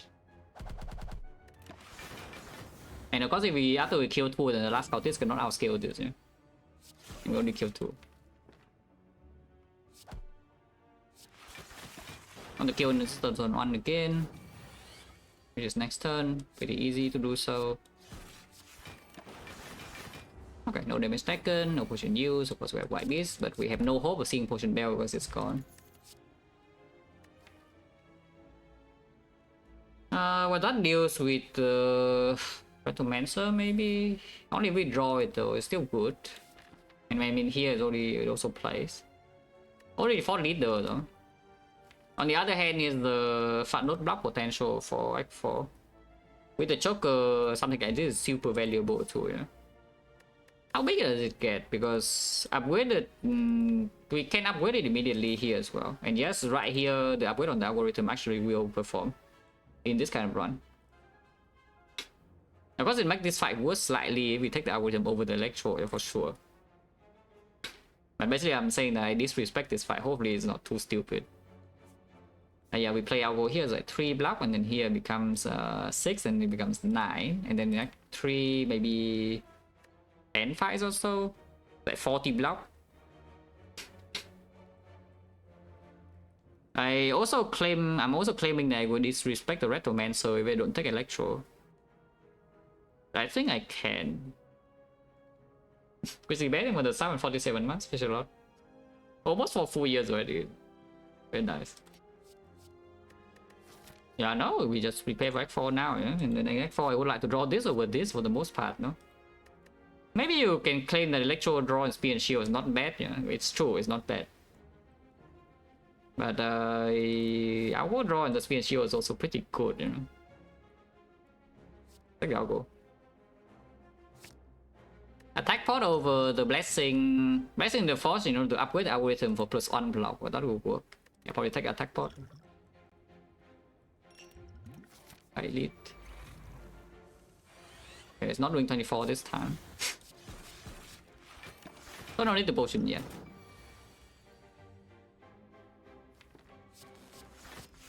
Straw is not very good now. But we can keep up with this fight for the most part, I think. This enemy doesn't actually scale as fast as you think. Yeah? Can attack bot now. Maybe some block. Not block, but rush is fine. Saving beam now into glacier, we can still hollow back, but I want to hollow like consume or something. Saving beam right now, the only good draw is like what? I will still play the capacitor, so the only good draw is the strike. It's a complete brick. Probably not, right? Probably not. I want to play both glacier. Yeah, I would have drawn 2 glacier as well.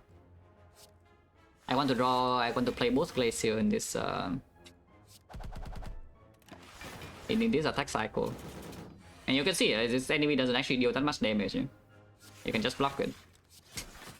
You can simply block the move stabbing for the most part. Hello here. Next turn is doing quite a lot though, but it's also dead. So you know. No problem. Inserter is not set up for the next fight, whatever it is, but I'm not too concerned.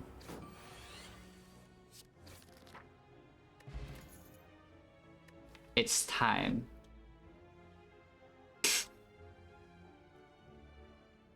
Oh yeah, choker. So this is maybe one of the ways where choker can become bad.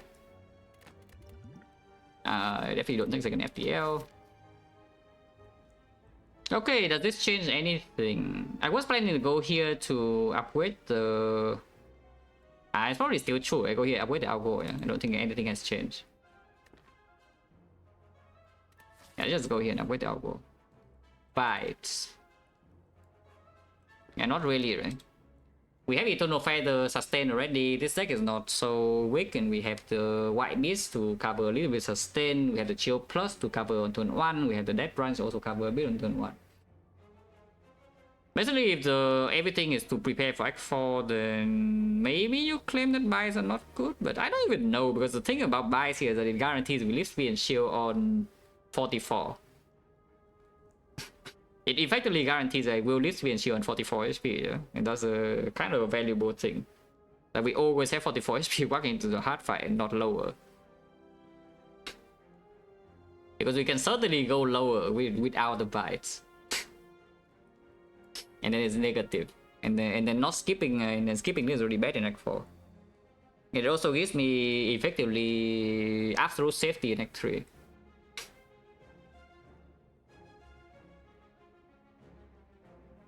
It is adding 2 cards, yeah? It is adding 2 cards, and yes, adding 2 cards is not very good, because we do need to draw into the focus source and consume somewhat early for the fight to be under control. I think it's still good though. Yeah, the fish 45 gold already. Look at this. Freaking fish only 45 HP, yeah? Just like that. Oh yeah, upgrade Algo anyway, or do we go this way? Because I upgrade Algo and then I want to upgrade Barrage also probably in this deck. So we lose one card reward, but or 1 question mark. Fine. We are wasting Eternal Feather healing now. Upgrade Algo.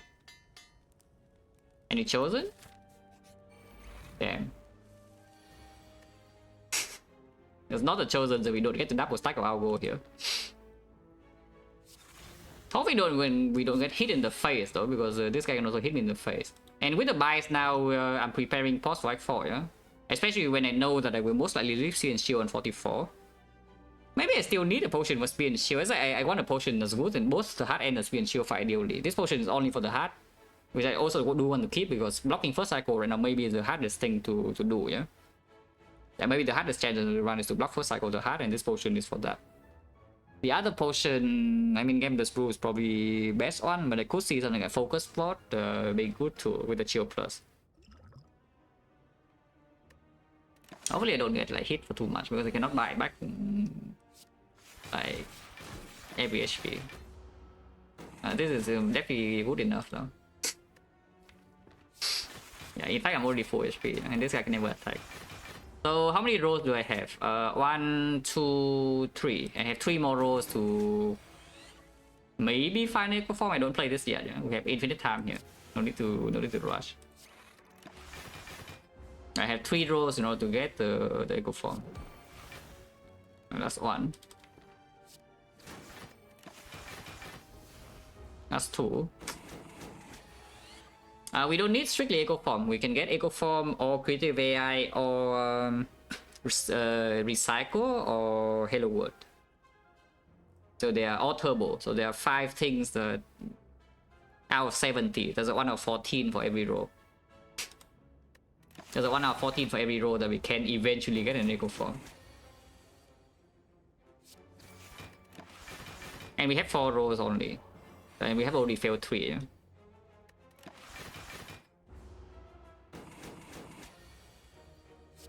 I just get this right now in case I don't see the thing. Okay, I did not see the thing, so I just play this now. And now it's going to taunt me. Look at this. Okay, it's not taunting me.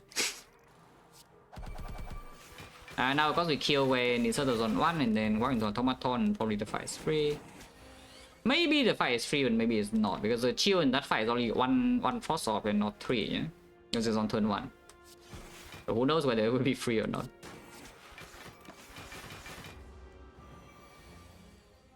With a buy, so it probably is.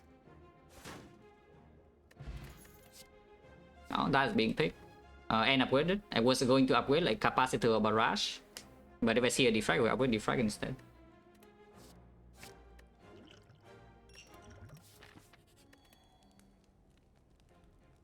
There's a lot of falls in here. It's like bad omens, you know.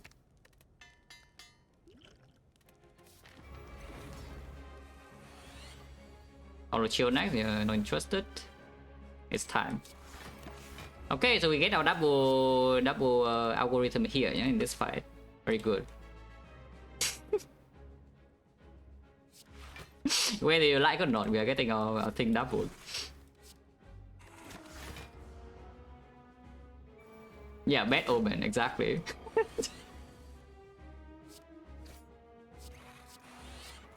Need to not die first, though. We are still losing HP, yeah? So I need to not die first. But I think not dying is not too complicated in this spot. It was still my glacier here, though. That's probably fine. Let's get back core search and we can buy a score. Oh yeah, the buy is already performed. Yeah, look at this. Buy. Need to not die to hyper beam, but it's okay. We will be able to block hyper beam here. Yeah, we can block hyper beam here, no problem. Actually, is that no problem? It's 58 exact. Okay, it's no problem because I did draw glacier, but I could have died here actually. Didn't think too close. If I could have actually have just died this turn if I bricked. Okay, that was bad. Yeah, let's not do that again. Let's not do that again. I could have died here. Now I'm full HP though, so you know, like the game forgives my one mistake. Could have been giga punished and I'm extremely sad, but not being punished. Good for me. 77. That's full block, so I play loop. Yeah, that was pretty bad though, to actually open the chance to die on this turn. But unlucky, you know, that would mean you get punished by being stupid, which is usually a good thing when you are learning the game. It's good, yeah, when your mistakes are giga punished, because then you actually remember them forever, you know. But yeah, I would prefer that my mistakes don't get punished at this point. Yeah, that's probably the prefer option. This gets back the glacier, it doesn't matter, but you know, it's fine.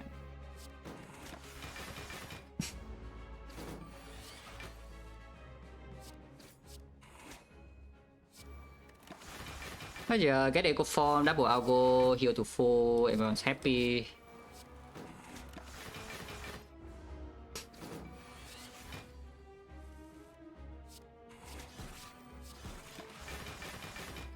But yeah, that was pretty bad. Like the...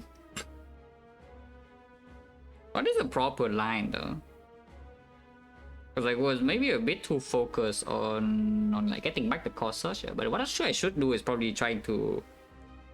Yeah, the big mistake in that was probably hitting this and not this. I definitely should have been hitting this guy, because this guy has a chance to steal Glacier, and getting Glacier back is way more important than getting back the Core Surge.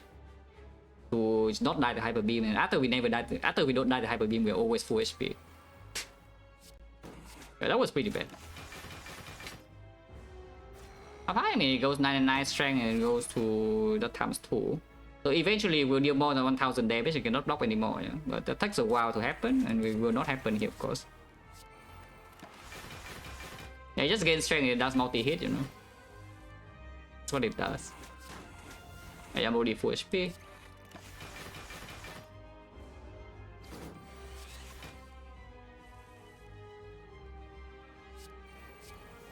So a setup is actually relevant for like 3, so we can try to do that. It's pretty easy to do as well. I don't want to play anything now. I guess I can play a Dark Orb. I should play a Dark Orb. That's fine, no? Yeah, you can still play a Dark Orb here. And now I use this to control the fire. Hopefully. That was probably not a good play, but I have to. Yeah, doubling the Glacier was way better, but I have to.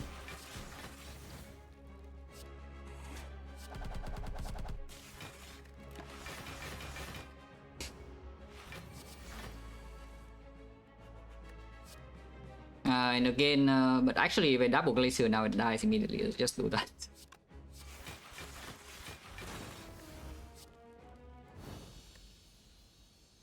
Oh yeah, and I did talk about the focus pot as well. Is that maybe focus pot and the ancient pot is a good enough potion belt. Bias Cog, Core Surge, or Sick. Sick comes with Dead Branch prop and comes with an upgrade target. Bias Cog is of course combo with Core Surge and gives you like even more scaling, but this honestly is output that I don't really need, and we only can Sick for like Frost Orb and Sick for algorithm, just get a Sick. Focus pot over that. Especially after focus pot as well, like the Bias Cog value also drops and Sick value goes higher. 5 energy, not super important. It's kind of like free energy though. In whole wave 5 we probably don't have real issues. Oh yeah, you see the algorithm we pick up is only 12 block. Yeah? It's like on this floor it's only 12 block here. And yeah, 5 energy choker, but 5 energy dead branch still. And Sick being green, we Sick for like consume Glacier, that's only 4 energy, and I want to play another Frost Orb, that's already a lot of output. Comparing to the anti-case, to not break early turns, but we already have the Chill Plus and the Dead Branch or Black Star with Force Pathing. Maybe just take the color, yeah? I'll probably just take the color. Weaken 1, yeah, no problem. After we kill the cultist, we should not be that dangerous.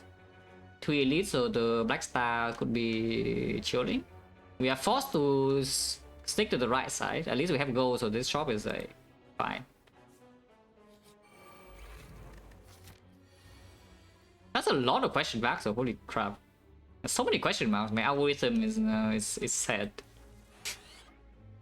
Or are they?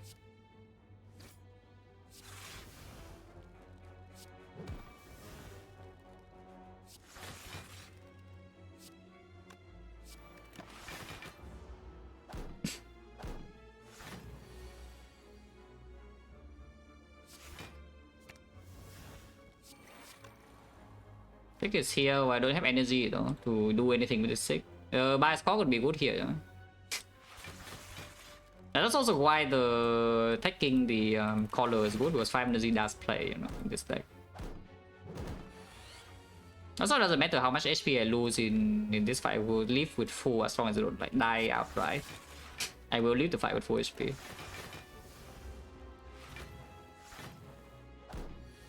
So just to like not die, you know. Everything's good.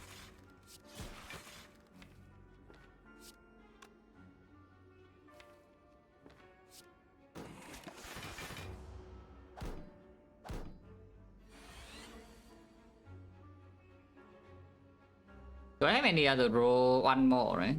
And of course the block runner doesn't even do anything, so I guess I don't play the algo.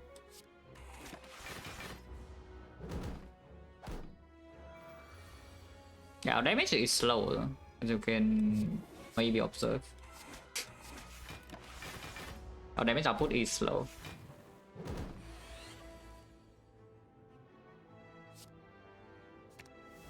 Okay, so no roll here, yeah.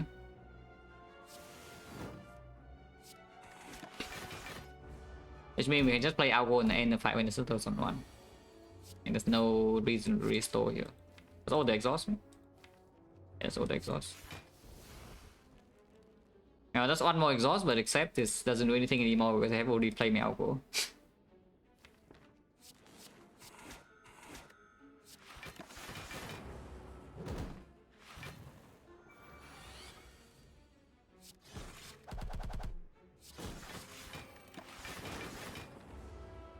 Can we kill this next turn?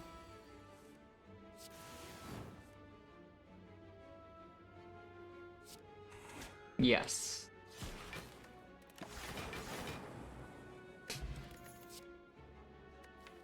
Another hologram, not interested. Every gate with 5 base energy in important fights and the Joker, not interested.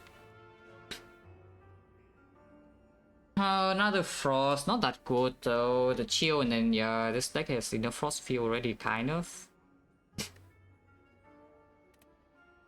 Another hologram for Dead Branch row, not the worst thing. And of course, pulling back Dead Branch card, pulling back Algorithm, pulling back Frost card. 5 energy. Attack potion just for Reto, but this for Reto is also fine. Oh, there's nothing in the shop. I can buy Panacea for the bias core, which we don't have. There's actually nothing in this shop. Unless you want this.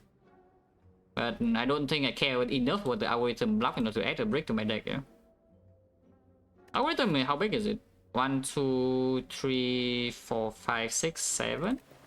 That's already 36, and once in a while we get to double it as well, so it probably will end up as maybe 42 or something. Question mark also can have 5, so you could even claim maybe it's end up at 45. With the Halo Wood, it will go up to around 60, maybe more. I think 45 is good enough. Yeah. I just remove and move on. Yeah, relics here don't do anything. Move on. Remove a bite.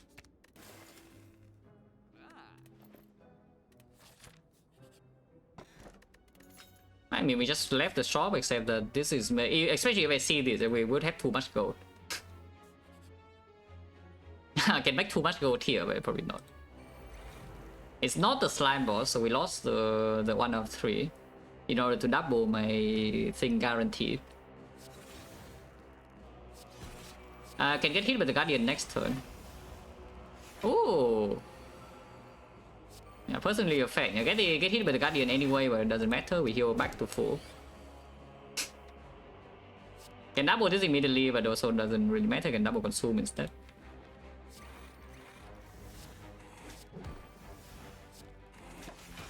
Yeah, in this fight we make more than one thing that can make the Neko form. The Neko form itself and the Kitty AI.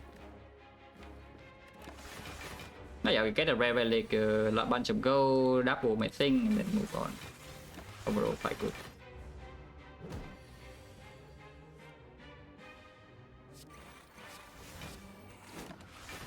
And yeah, I'm full HP.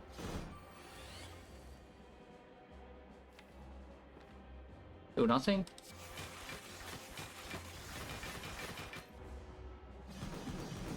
But single card is not the algorithm. Doesn't really matter.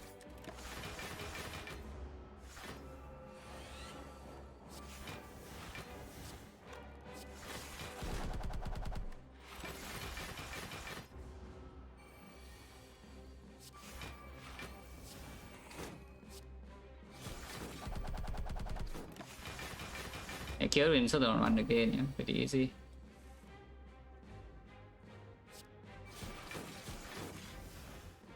How much damage is this? Ball Lightning. Going to kill it next turn. I should have double Ball Lightning instead, but it's maybe still fine. Ball Lightning is like 14, so 28, 28.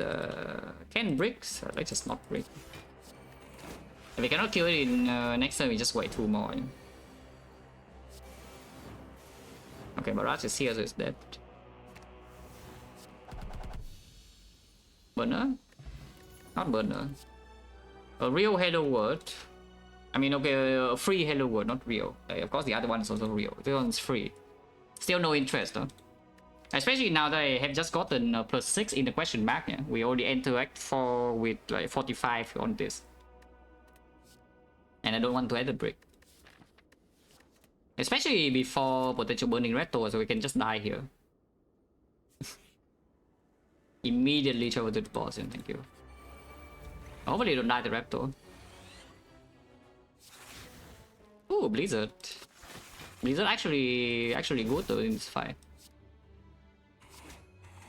And Blizzard actually a good thing in this fight. I can kill a dagger turn 1 immediately like that. And yeah, I can seek for something here.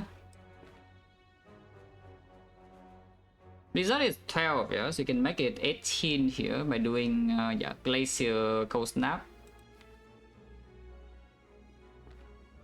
5. Wait, what? 1, 2, 3. Yeah, we're 2 strength. We're 2 strength. So it's 12, and you can make it 18. We can kill this and then this. Okay, seek for hologram, and then we can do Blizzard. Yeah.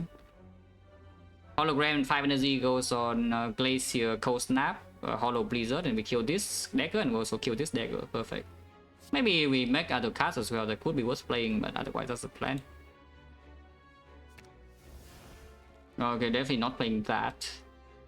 If I don't have a choker, maybe I would be playing this, but I do. Hollow Blizzard.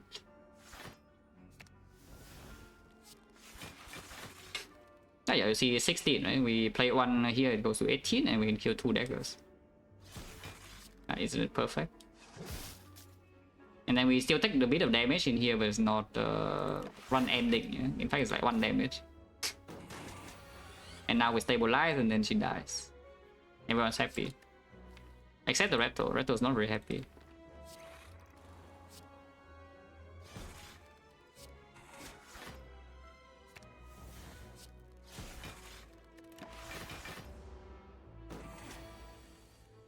Auto dagger.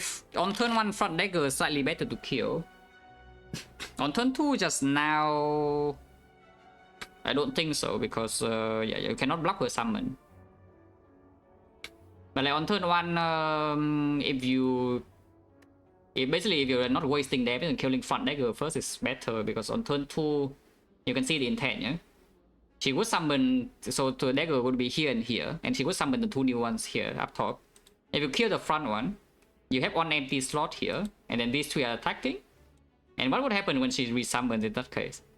This guy would attack you for 9, this guy attacks for 9, this guy attacks 25 on suicide.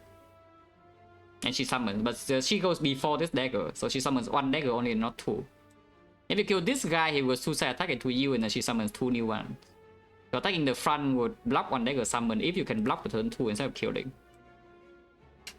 So that's the niche thing that, you know, could come in play. You can block 1 dagger summon by killing the one on the left. If you can block on turn 2, that is, and she also needs to resummon. But yeah, it can happen.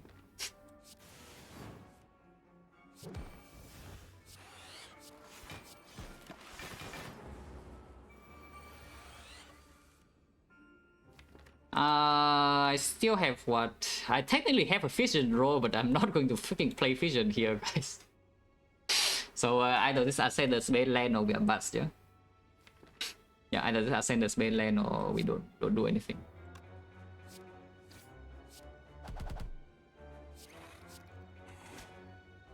Taking 1 damage, yeah, sure. Okay, so we are set.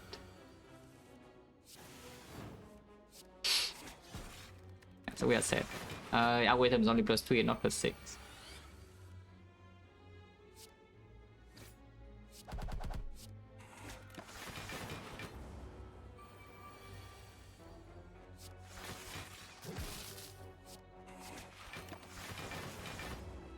This lightning also like counter axle regen.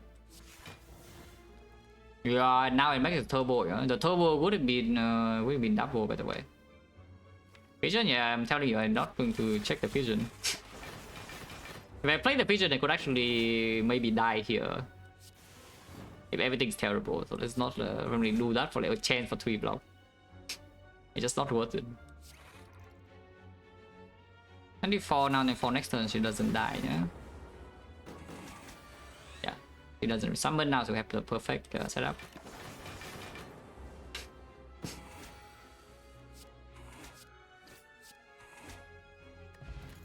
Yeah, probably doesn't do anything. Well, it might bet. Yeah, it might bet. I bought this, by the way, just so you know. How many upgrades do I have? 2, 3. I have 3 upgrades. Sick is 1. Barrage is 2. And I can upgrade my real capacitor and I don't need more, yeah? Or do you say that I feel off so fast that I would do that? Because taking second capacitor opens second consume as well, but that's not... Yeah, it's not real. Yeah, too bad. Let's just skip.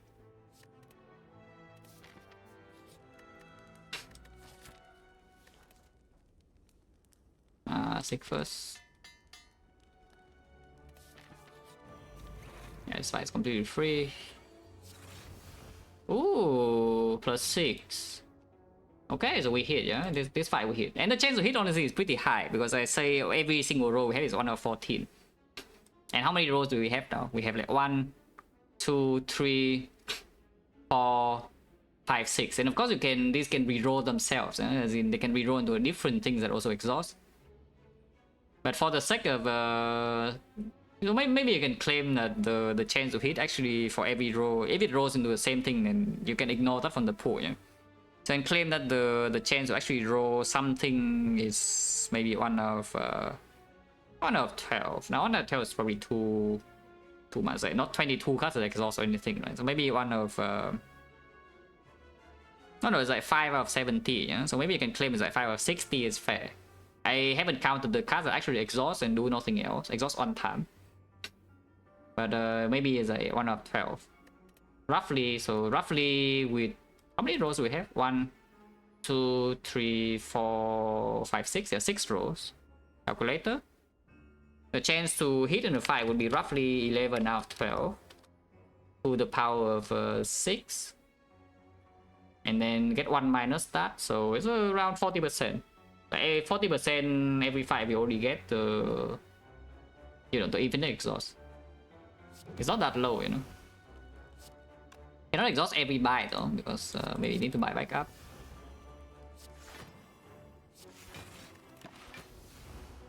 Yeah, we do have a double thing, even though this one is maybe one of the slowest one. The freaking recycle. The slow and steady is the name of the game, yeah.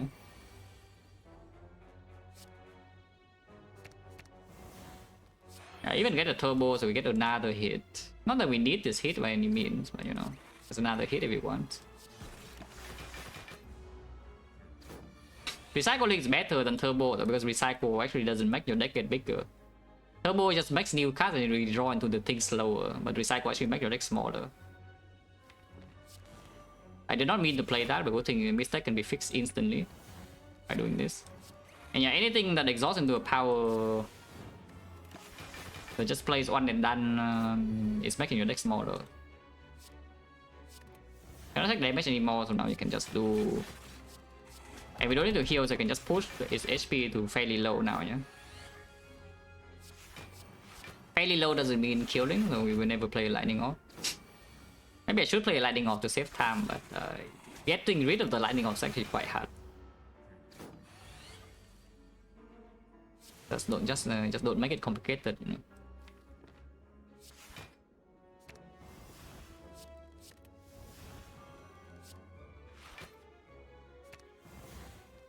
Actually, I should not do something like this, because if I recycle into eco form, I cannot really play it. Right. Right. I need to make sure I have enough energy to play the freaking eco form if it shows up. Otherwise, I'm just sad, you know.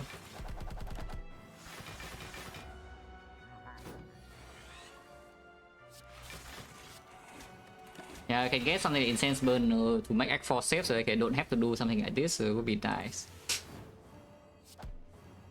Because right now the only reason this needs to be done or whatever is because Act 4 is like slightly risky. Yeah? I could play Electro and it makes my deck smaller, but it channels 2 lightning and lightning is bad. And then kill this guy and killing this guy is bad.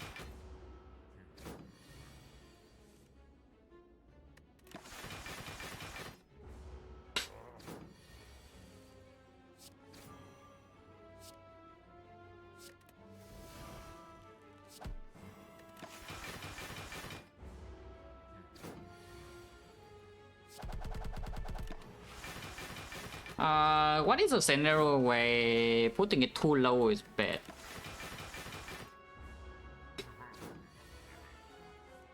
I guess could be Shooting Beam or Compound Driver, whatever, but probably not, right? Because you only need one Eco Form, you don't need 2 cards to line up together, yeah? You only need to make 1 Eco Form. So dealing a bit more damage to here is like fine, but at the same time there's also no reason to really do that either. Let's keep it here just in case, and I can Compound Driver into my stuff as well. Ha, it's back. Some reason I think playing that is a bad idea, yeah? Just a hunch. Yeah, just a hunch that playing that is probably a bad idea.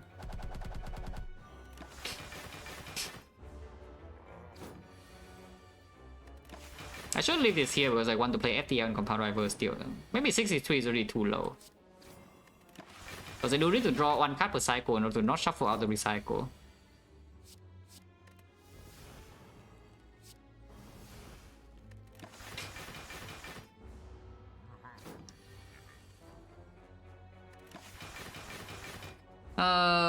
When do I decide like it's faster to just play the turbo? Probably not yet, right? Probably not yet.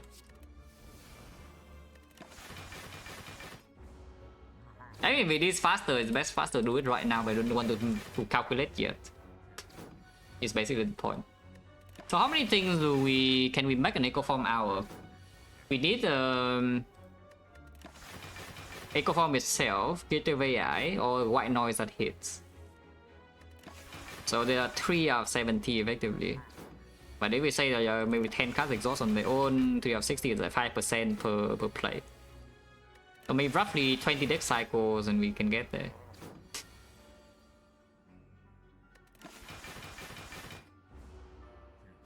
Yeah, I wonder whether playing turbo actually make this faster or not. For now I don't want to do it yet though, because the thing about turbo is at the moment, if playing the turbo makes it slower, you are just forced to keep going. It's a downward spiral, you know, it never stops. As you don't know whether it's faster or slower, and then you keep playing the turbo and then you realize it's slower and now it's too late.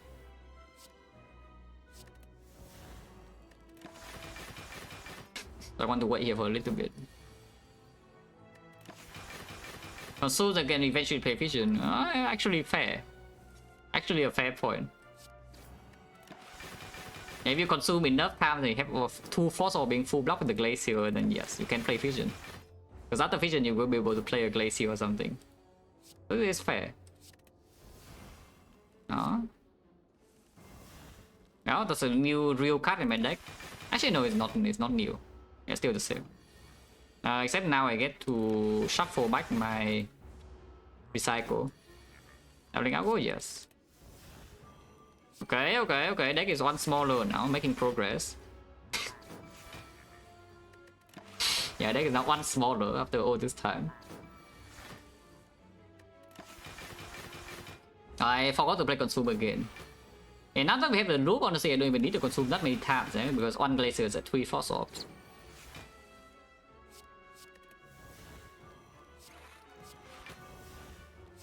Yeah, deck is smaller again, you're making more progress.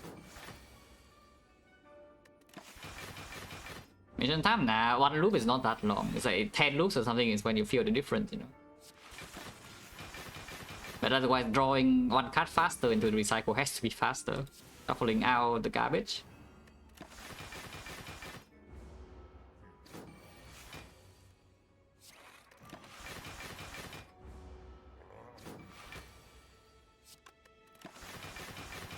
I think 1 HP is pretty precious, so I don't really want to randomly draw just be impatient and draw a card.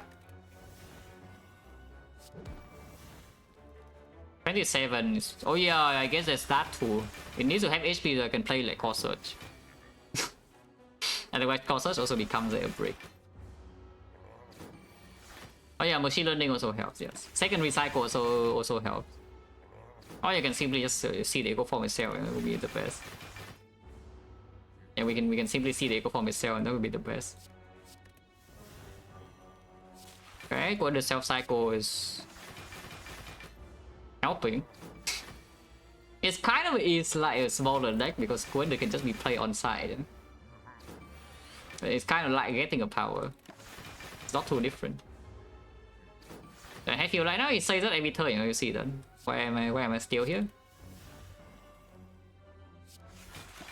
And Giant Head is asking me to put him out his misery, you know.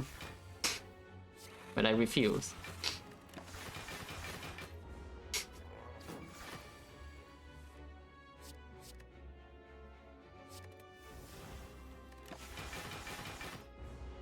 Of avoid, no, I don't know whether it's faster or not, so I would prefer to not do it.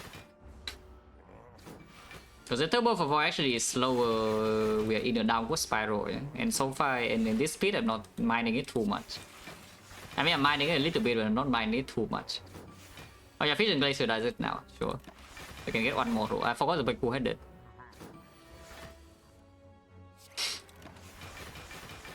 Yeah, forgot to play Cool-Headed. Yeah, there's a Glacier in the draw, so I can Fission. Holy, look at this. Okay, a new one. Storm. Okay, not that. That cannot be played.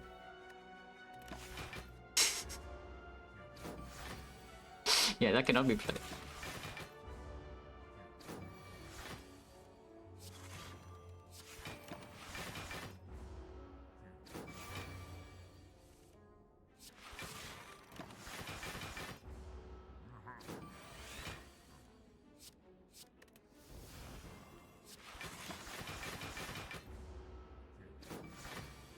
Was a bet? Maybe.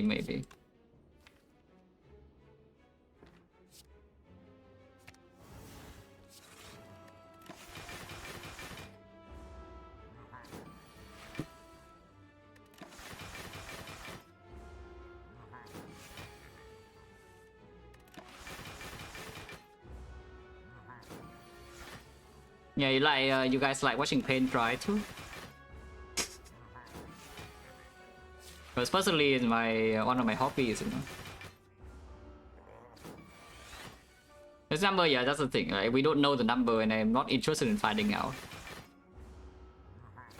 Big fan, yeah.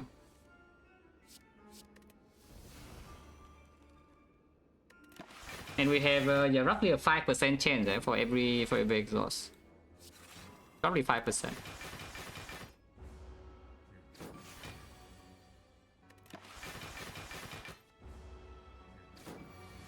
Also, not playing Force Off doesn't really work. Eventually, it will just be 4 anyway because we play the Cool-Headed. Every cycle I play Cool-Headed. It doesn't really matter too much.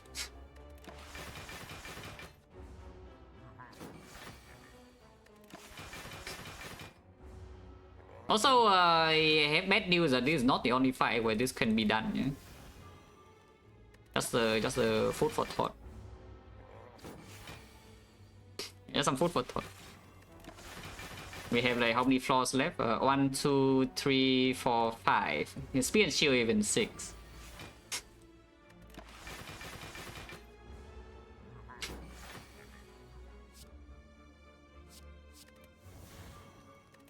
Can play the reprogram, we have artifact. If you want to play the reprogram to feel something, you can play it. And hey, we're on Echo Form, am I picking Echo Form though? Like, real question, am I actually picking Echo Form in this deck? I probably am. Yeah, with the bias, I don't think there's any reason not to, yeah? And the sick. Okay, fine, so I will pick an Echo Form for real if it shows up. But there's definitely some situations where, you know, the deck, you claim the deck already has enough output and you just want to not brick in opening turns and then you don't care about the Echo Form. This is not quite there yet. Not making progress, you know, not even getting the recycle, the second recycle. Now solving for 3 block. Now 2 block, yeah, 2 block is not worth it, but 3, okay, 3 you have to. Yeah, 3 you actually have to. Well, this actually is nice though. It's a bit of progress. Not that much progress, but it's a bit of progress. Only if you can actually shuffle afterwards though. So on some turns it's progress.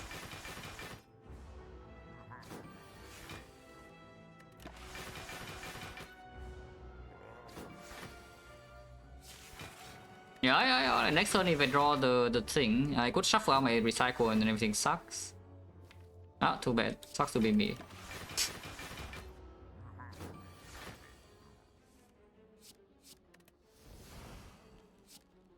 Oh for 1, but this is not green.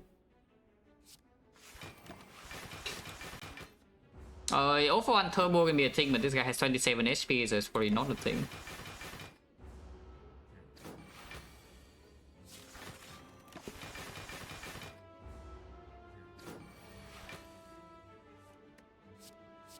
Boom. See? I knew it was coming. I just want to say boom before playing the card.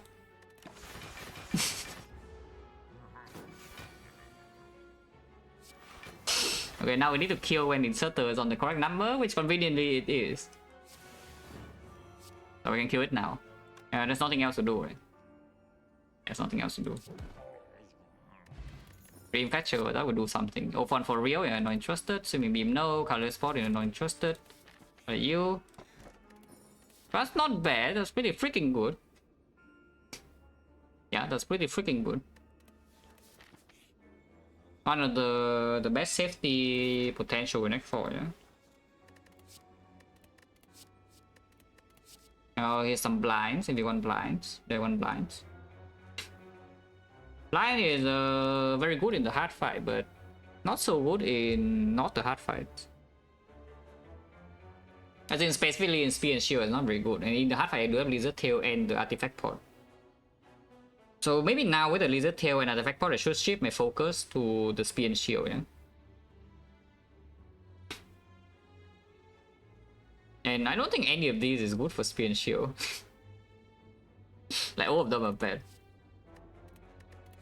Unless you tell me it's time for the transmutation, you can roll for gold, but I already have too much gold and no courier. And the Morbang Unbroken, we're going to have like, what, 700 gold or something in for. Not quite 700, but like 600. How many floors from here? Shop is 54, so 120 for Morbang, 480, 580, 650. 650 gold is too much gold already. That was good for what? Yeah, what does it do? Because Spear and Shield does nothing, you can no shield artifact. And in the hard fight, it blocks 1 turn. Exactly 1 turn on the multi-hit. Otherwise, the hard gains artifact and doesn't do anything anymore.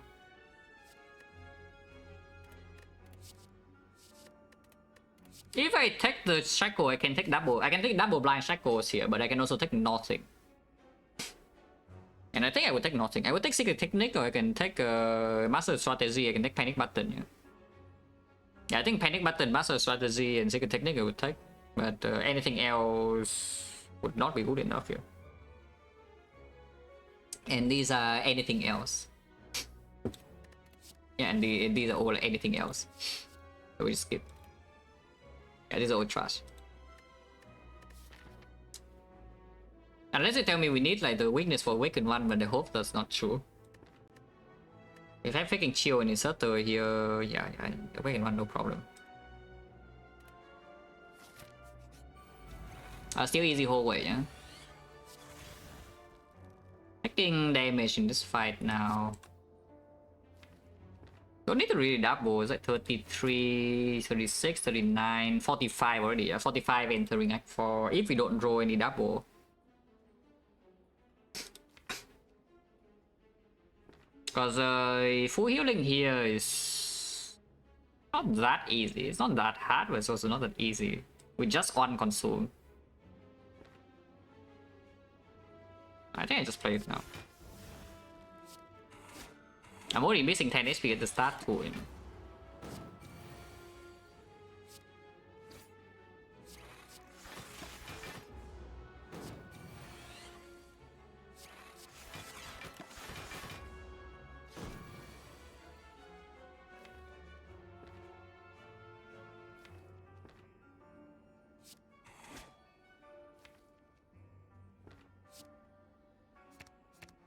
Just buy the full. Oh, my bad. Yep, my bad.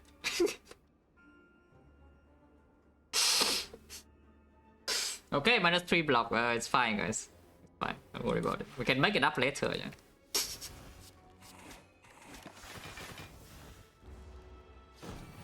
Any bias cock at least? Okay, sure, bias cock. Okay, it's actually just taunting me. Look at this. I'm being taunted. I'm actually just being taunted. It's fine. Don't worry about it. It's fine. 3 block will never kill anybody. I will tell you that. 3 block will never kill anybody here. Trust.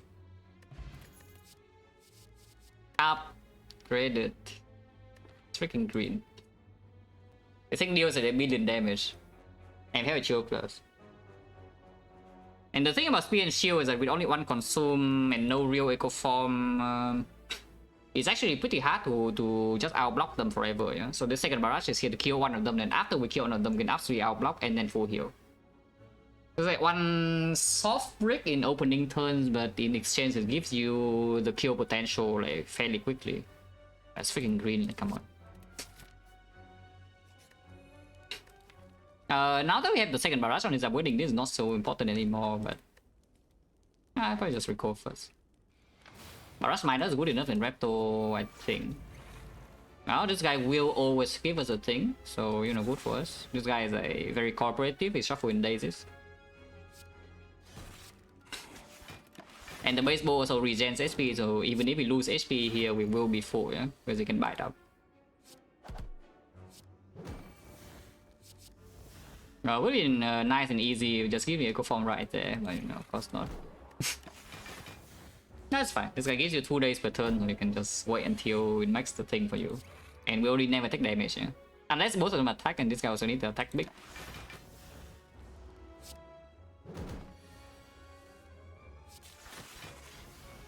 Yeah, machine learning can help a bit. And now even if they both attack together, we never take damage again.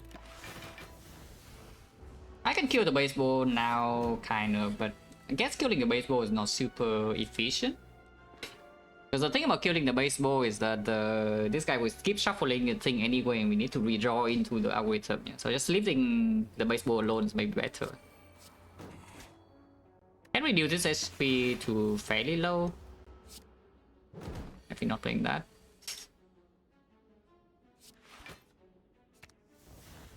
Oh yeah, I can reduce HP to like this low, like that, like this. Yeah, just give me immediate Echo Form in the last fight, eh? But now where are my Echo Form? They have made like how many cards?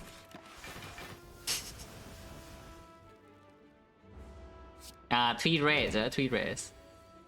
Where's my Echo Form? If I play now and make Echo Form, I cannot play it and I'm sad. Maybe let's not do that. Actually, I play Sick first, and if that's the case. Okay, here's my Echo Form, eventually. So I can kill the Repulsor now if I wish to. I can kill the Repulsor now if I wish to, but let's just leave it alone for a bit.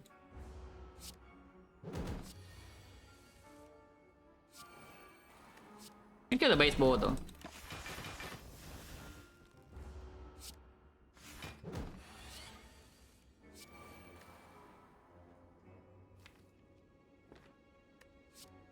I'll just kill this now.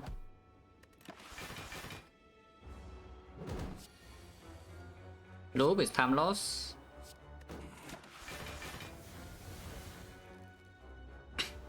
Yeah, more red cards.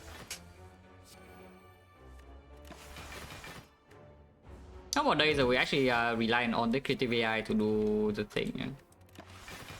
But I think it's faster than waiting for days anyway.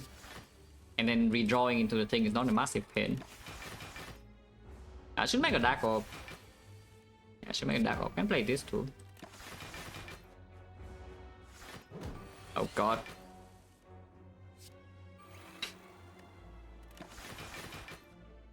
I mean you cannot see it right now, but because I don't have camera, but the sun is rising up here and it's going to be in my face very soon. And no, I don't have curtains.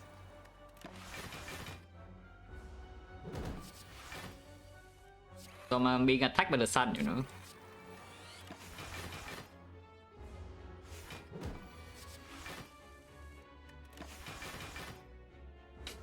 It's fine, it's fine. This one will be over soon, so I don't need to to like stare at the sun or anything.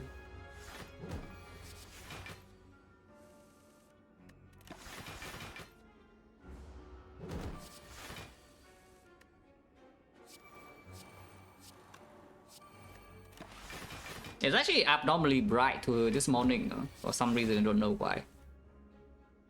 It's normally not this bright, but it's actually making it hard to look on a monitor.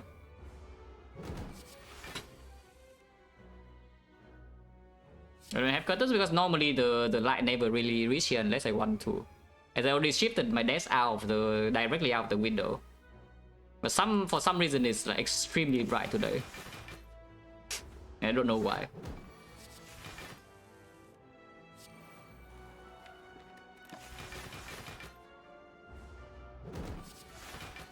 We can seek for Equi, yeah, we can seek for Equi, I'll go, yeah, and then get out.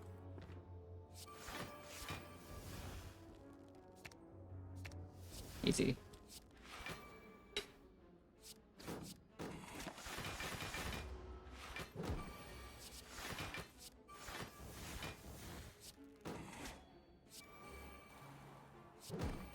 Want this to be on 1. Yeah, this was an elite. It's not actually that important to be on 1, but on 1 is nicer. And it's free. Might as well just do. I mean, every barrage is green, I know, but green. This is not needed to be red bites. So if you did not take the bites, you have max HP 64, and now you can take cell repair to sometimes heal 30. Not really healing 30 because you don't have a reusable thing to exhaust.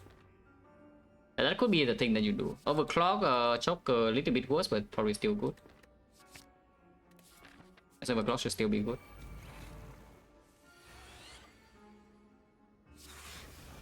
Oh, more rush. Welcome. Take for capacitor consume. Capacitor consume cold snap barrage.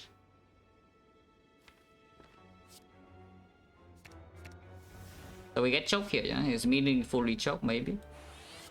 Actually, no, we don't, because we don't have enough energy.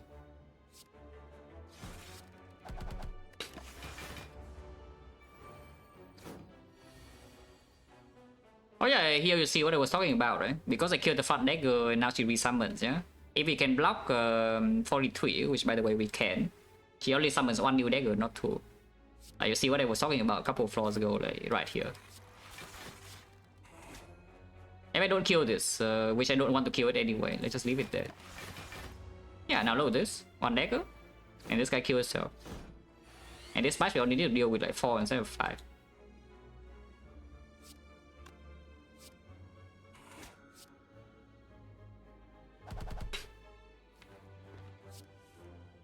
It's way too freaking bright, man. What the hell is this?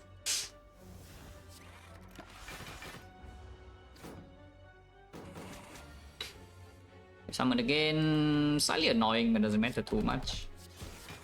I think that was only 55, though. Not much can go wrong, really. Yeah.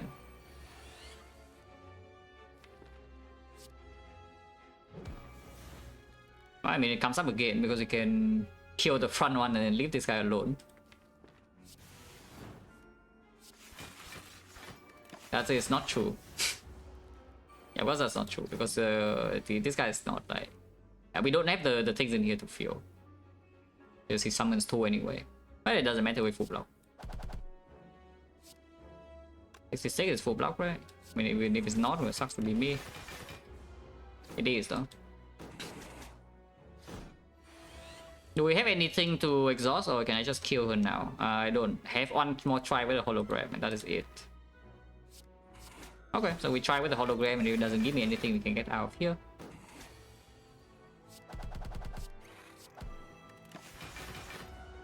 Let's drop 84. 98. I can hollow the algo itself, and if it doesn't make anything to keep going, and we just play it immediately. Holy 9 times 0.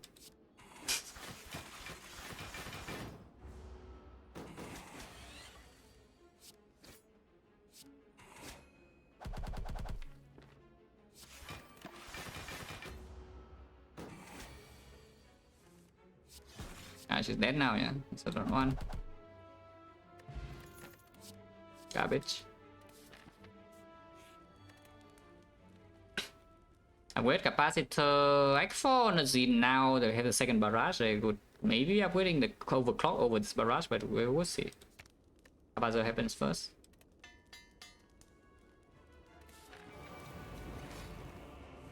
Yeah, resting is a Dreamcatcher, but not too interested. Yeah. Oh, Corsair's Hyper Beam. No, but actually though, like this Hyper Beam actually is like, quite sick to play because it just kills Cortis instantly for me. Yeah, you people say that Hyper Beam is a curse in late game. Yeah, look at that. Yeah, what curse? Yeah, what curse was that? Like, it's pretty good curse though. It deals like 42 AoE and kill the Cortis instantly for me. Now I have bad news though. I don't know whether you want to hear the bad news or not, but I do have bad news. This guy is shuffling voids. That's pretty bad news, yeah? Yeah, that's pretty bad news. Yeah, this guy shuffle voids into your deck in second phase. So, you know. That's how it goes, you know. Goat. Okay, so now we buy to full, double the algo, and then get out. Maybe we can make a Necroform before all that needs to happen and everyone's happy. Also, yes, the other two also gives you infinite rerolls. So we can double the algorithm in both boss fights, and the algorithm can interact with 54.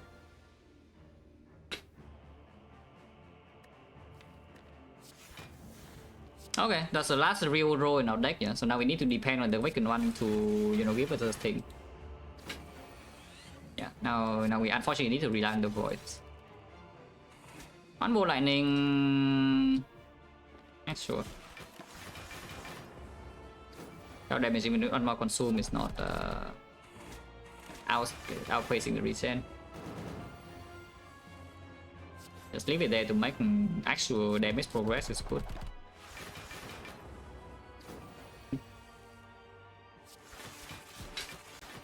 Yeah, I mean if this is not intentional, that's the thing. You can see, right? It's clearly the developer's intention, you know, for you to do this kind of thing. Otherwise, like, why on earth would all three act bosses give you the chance to infinitely store with that branch? And we just not do anything else. Like you see the giant head, yeah, one and done. Petomancer, one and done. Nemesis, one and done. But all three bosses, they shuffle in exhaust. So now I can infinitely store with that branch. So it's clearly as the devs intended.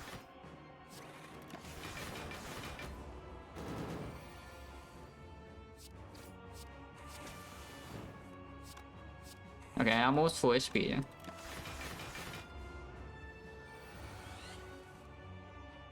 Now we don't want to deal damage anymore, really. This one lightning orb is covering for the regen, and we don't need to play consume anymore, so you know, you can just leave it there. Leave this thing alone. So scale claw in the meantime, you want to. Yeah, full HP already. You can get this lightning in closer to the front.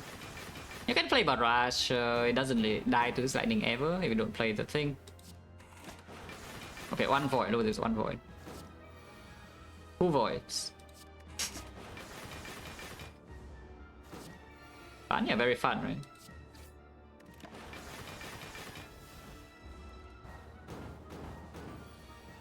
Yeah, more voids. Can skill claw and then deal some damage.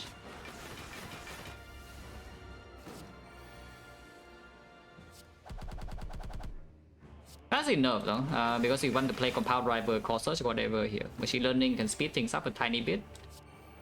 Not that much though, because our exhaust is not dependent on our own, unless the void makes some recycle or something like now. Then this machine learning will do something relevant. Claw.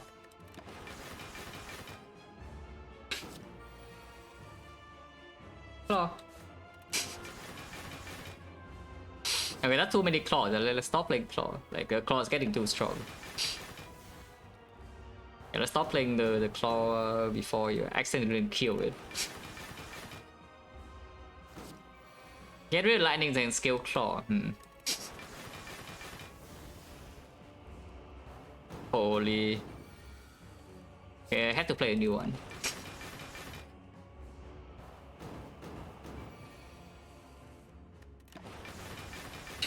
This guy is doing this every half of the time roughly. It's like every 4 turns it does this two times kind of. It's only half of the time they shuffle in voids. So it's like 0. It's like half a new reads, you know. Except it's worse because it might gives you a card whether you like it or not. New reads a little less you choose. But you have the menu time, so maybe it's not too bad. Yeah, the new reads give you menu time every single turn. Also, this guy is random. If he decides to just do multi-hit, he can just keep doing multi-hit and it doesn't give me voids. Voids is one of 3 if he decides to do the garbage thing. Because he can multi-hit for 2 turns and avoid 1 turn and keep doing the multi-hit like every turn after that. Usually it works out around half.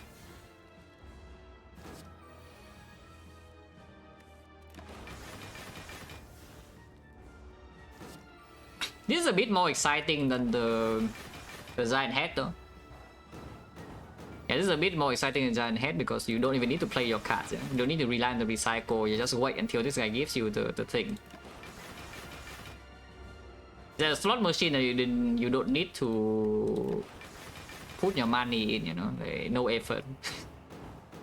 Yeah, no effort, no money. And just wait until the payout. It's a bit nicer. Holy, three roll this time. Look at this. Now the downside of this compared to recycle thing is that you don't really get a smaller deck. Your deck keeps getting bigger and bigger and bigger. Yeah, the deck just keeps getting bigger, yeah. But you don't necessarily slow down with your exhaust speed because this guy is shuffling in at constant speed. Okay, enter now is E. I'm used to clicking with mouse, also I'm clicking with mouse. Any voice in here? No.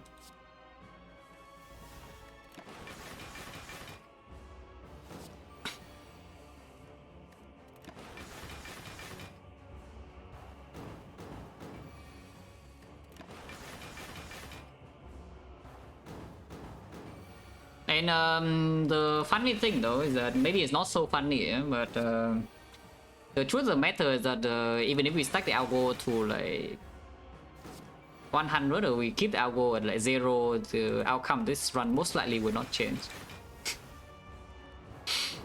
The vast majority of the time this algorithm doesn't do anything.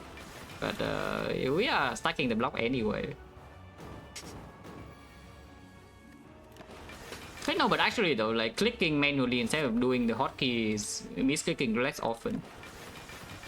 Because sometimes you still, you know, like your brain doesn't work and you misclick anyway.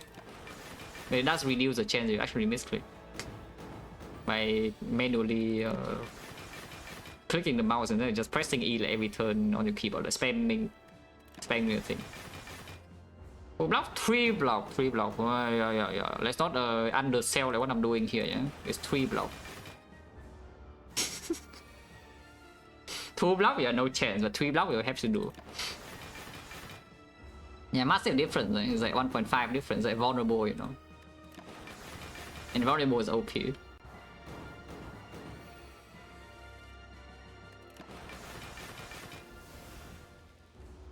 Anytime now, it hasn't even given me anything to exhaust on my own, yeah. Like no like Hello World, no turbo, no recycle, whatever. Like everything is just they're just miss. They're complete misses.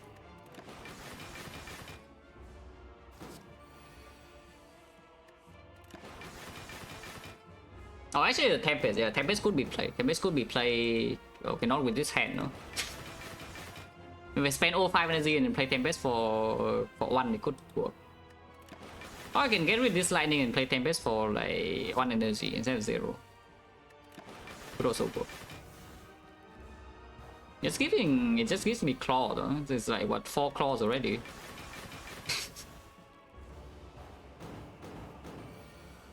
Yeah, just giving me claws. Okay, of a rare power, but not the one I need. I should probably actually get rid of this lightning. I can play Tempest and get 1 more roll.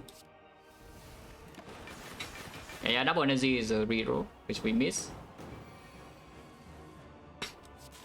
Oh right, of course. If you spend all energy and play the Tempest, you get Echo Form, you cry. It's true. You can get creative AI or recycle or whatever though. I think I will get rid of the lightning. Equals the non-healing cards, I think so. I don't think that branch is weighted for rarity. So I think it's equal chance, but I could be wrong. I could have played the Tempest there. I forgot. It's fine.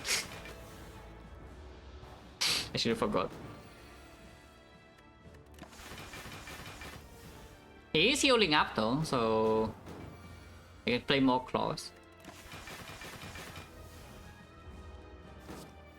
Yeah, it's he's healing, I can play more claws. Okay, a power that could be played. Like it's 1 smaller, yeah. In the grand scheme of thing that does nothing, but sure, 1 smaller.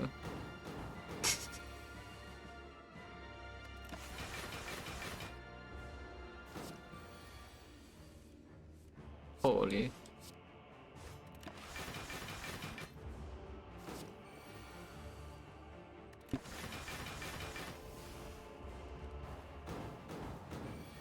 Maybe I need to say boom and the way it doesn't work like last time. No? That's a secret tech to be used in hardfire and not here. I just wait until it actually gives me the thing. Cannot overuse your ultimate, you know. Otherwise the enemy know what is coming and they prevent it from working. Okay, reroll. Reroll.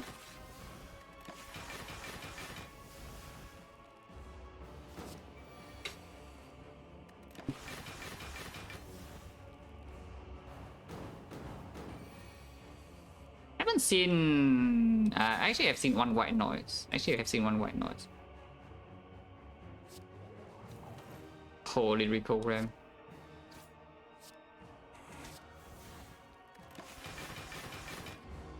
That's just the power, though, so it's effectively nothing.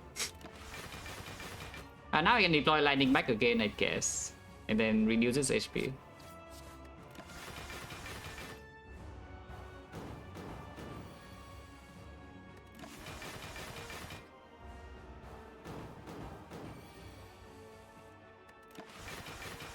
And yes, because he has HP now, we can keep scaling our claw a little bit. Boom. Wait, I said boom. Wait, it works every time, though. Actually, it works every time. Interesting. Should I play Bolt Lightning? Whatever, it's fine. That was not intended to move for the Echo Form, no? It was for the claw. That's fine. Recycle is a bit of a progress because now we can actually... we have an illusion that we are doing something. Yeah? It's a... Oh, okay. I was about to talk about like how, you know, like games nowadays, a lot of the things are actually just trying to make illusions are actually making progress. Like some ridiculous pay to win games. It's like every time you do this, you make 0.1% progress. 0.01%. So effectively, you will never really do what the people who are paying money can do. But you feel like you're making progress. So you keep playing and you feed the whales. Because if the free-to-play players quit, the whales will also quit. There's nobody to flex to. It's a pretty common thing nowadays, you know.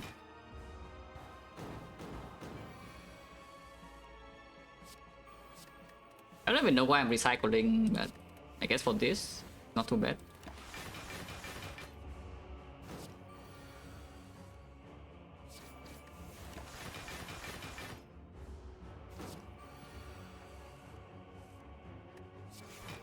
Okay, all good. So now we can get out of here. Yeah?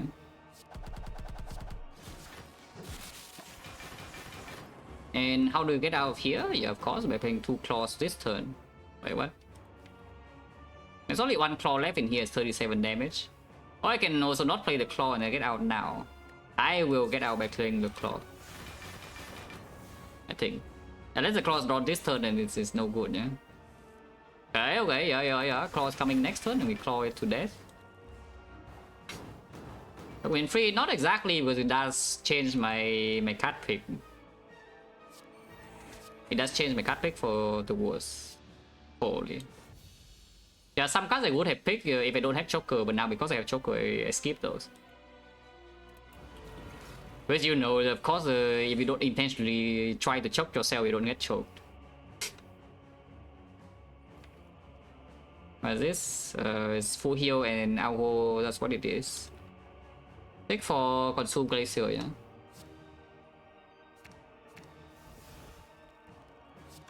Go first.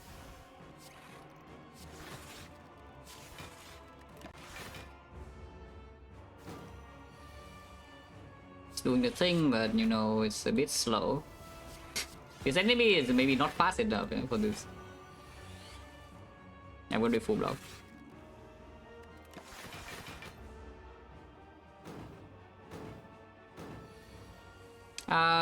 This is more annoying than Doneneka though. So I don't know whether I would do it or not, because doing it in this fight is actually just annoying as hell. Doneneka, you just sit there and do nothing and then you get the double. But this fight you need to wait for it to do this pattern and you get 2 rolls. In the meantime you are losing draw every single turn and everything just sucks. So maybe I probably, yeah, I probably would not even do it here. And we just lose 3 blocks, yeah. Unless it gives me very fast. It gives me the echo form very quickly, then we can do that. And otherwise I just kill it. But I think it's just wasting too much time.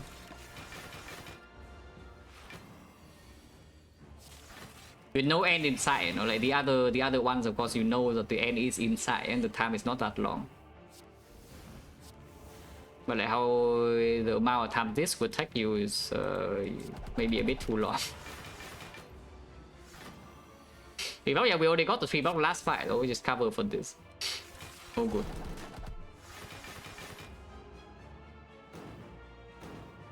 And Doneneka guy would do it. Doneneka guy, you can just sit there and do nothing, play no cards ever, and then it works. This guy, you need to play the slime, which is shuffle in. Shuffle in like not even so quickly. Yeah? The fastest it can do is once every 2 turns. Wait. Am I doing it? I have a recycle now. Plated Skeleton or for what? We can just make Melter. You know, plated is never a concern. Also, it doesn't actually scale plated faster. It doesn't scale plated faster than your inserter damage anyway. Am I doing it? I have a recycle.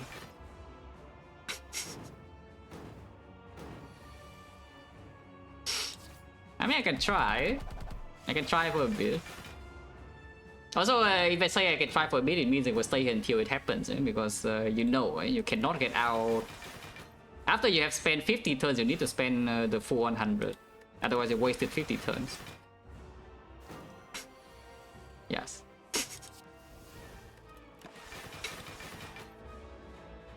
You know, sunk cost of this best, yeah. This game has a lot of sunk costs. Oh, make it void as well. And yeah, this fight will shuffle in the void. Because we need to make new cards with the slime anyway, so we just play every single turbo. Yeah, we just play every turbo, every recycle. Outscale, yeah, this guy is outscaling me anytime now.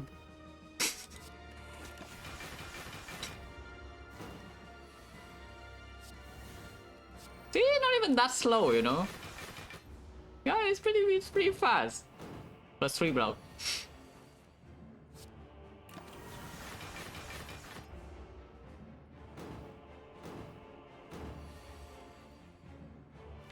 Need to draw back into my thing and then double play it, and then get out on the southern one. Now the drawdown is annoying because the drawdown means that we only draw 4 cards per turn and then it takes longer to get back to the thing. Yeah? This is 60 damage and I guess I can play it.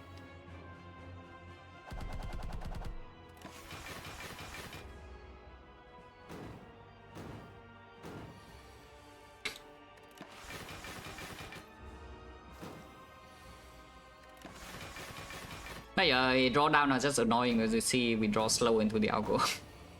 And just now that it noticed that drawdown is annoying, it does drawdown every 2 turns. Yeah, just say perma the drawdown debuff, yeah.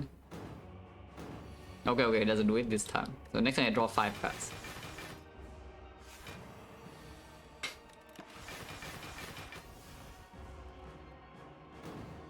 Insert the must be on one. Insert the self actually important. The algo is whatever, but insert the self is actually important, so we will do that. Which is very easy, of course.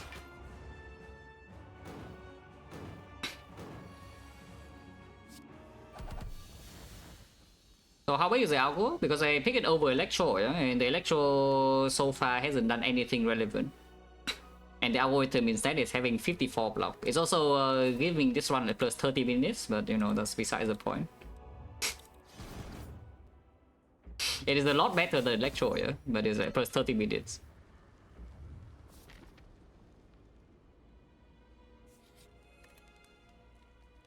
Is this here overclock, right? Can upgrade the Rush. I think overclock is stronger. Could be wrong, but I think it is true. So billion gold now with the more bank. So best shop ever. This is not the best shop ever, in case you're wondering.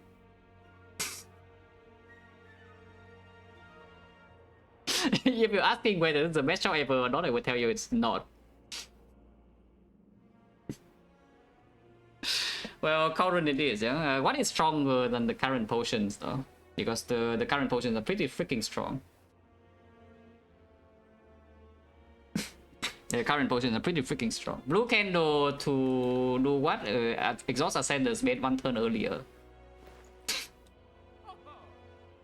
But why?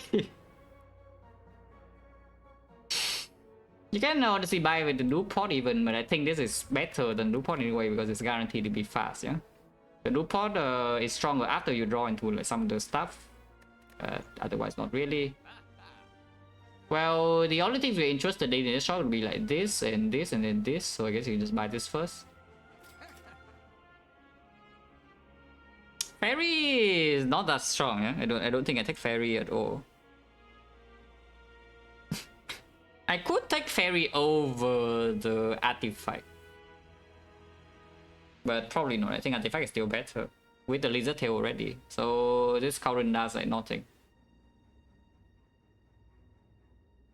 How about blind a little when you need weak to block, which right now we don't. We just need to not get destroyed by Spear and Shield and we probably will be fine. And the blind is not a good draw against Spear and Shield. But yeah, there's no fruit juice here and I don't think there's any potion that's better than what we currently have. So we just leave. There's nothing here. I'll go well spent.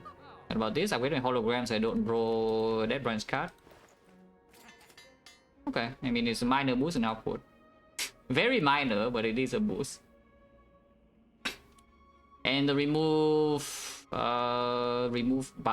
defend. Beat of Death is actually something that's kind of annoying, yeah, for the most part. Not that annoying, but you know, a bit annoying. How bad is Hello World though, like real talk? Probably quite bad, right? It's just that like, are we actually okay in the hard fight? We have to be, right? With the 2 second lightning and skill and capacitor plus, there's no way there's not enough output. As in not enough damage in the hard fight. Because if we need more output, then the Halo War is actually quite a big boost in the hard fight itself. It just gives a random, you know, like random barrage, a lot of damage, random stack block like 1 turn, random hologram, get back to barrage, deals a billion damage, artifact strip, frost orb, lightning orb, exhaust. Okay, exhausting doesn't matter. Yeah, I don't really want to draw the Halo Word because we only have 44 still. Yeah, is with 44, there's a real chance I will lose Lizard Tail in the Spear and Shield in the opening turns by turn 3. And the Halo Word is actually making that worse. So let's not take the something that could make me lose a fairy in the Spear and Shield like more often. Oh yeah, remove probably bite over defend. I think so. Yes. Floating 191 gold. There's nothing else here. So the Morbang is actually not useless. It is useless because the gold goes on the cauldron. It doesn't do anything. But I don't think I want any of these. Unless they tell me you want this combo in order to barrage damage the heart, but I hope that we don't need barrage damage like that much. Because we have 2 lightning orbs too. And it is not good to in Spear and Shield. Let's move on. Now I can die. If I die, I would be sad. Hopefully I don't die. Yeah, our item is here. We do have 2 holograms and a 6. 2, sure. Focus mode this turn we block for 2 extra, but probably not.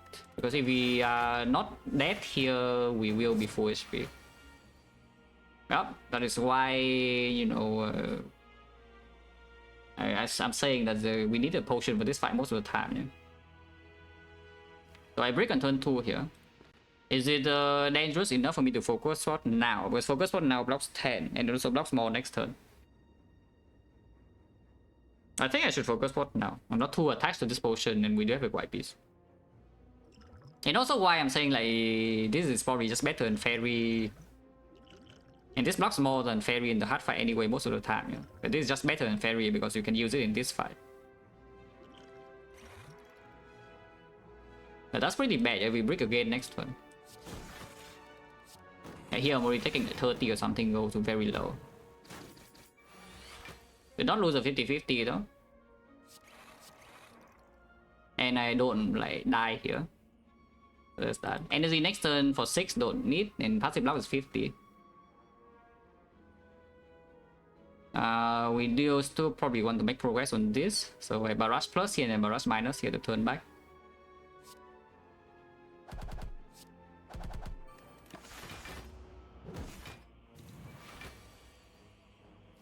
Bottom deck 6, yeah. Next turn I could lose the tail. Hopefully I don't lose the tail and then also die.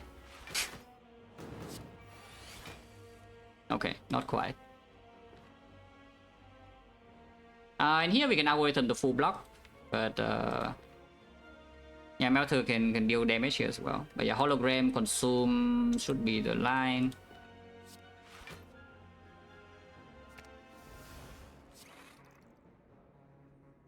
This is 72, right? So Holo Gopher into Defect here works, yeah. You don't need to play the Algo yet.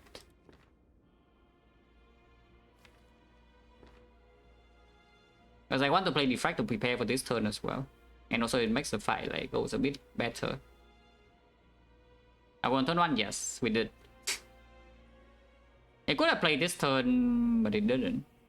Now it's still dangerous because from 10 HP in here we can just lose a Lizard Tail randomly. And that's not great.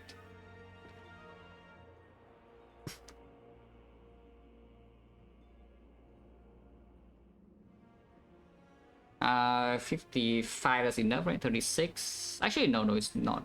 There's more than that. It's here. It's 65 already. Yeah, it works. It's 69, 72, so we can hologram. Go for it, works, yes.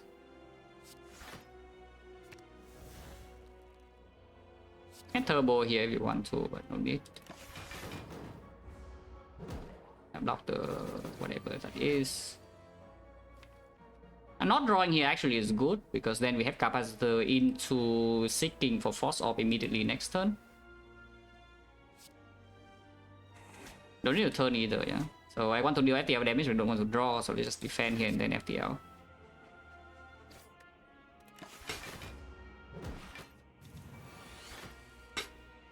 And so the question, are bites good? The answer probably is yes.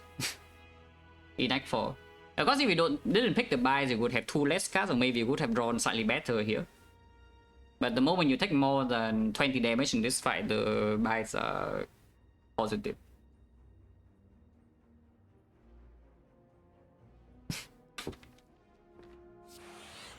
Can seek for double glacier here.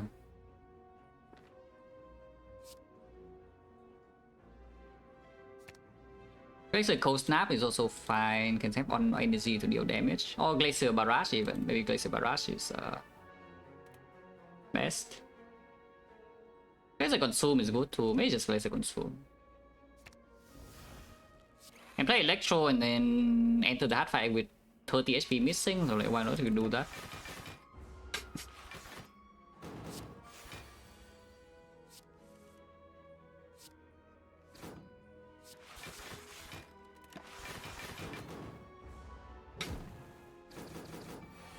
Hey, this is what the barrages are for, yeah? To kill this.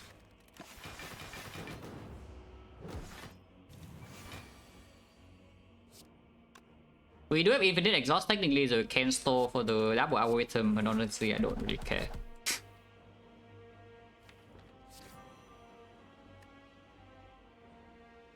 Don't need to play it yet though. Actually, why don't I play it? Because this guy don't shuffle in exhaust, you know. So if I'm not going to turbo store, I should just play the algorithm right there and then make a new card. This guy think he's safe. Yeah, absolute moron. Okay, so now I bite back there to full.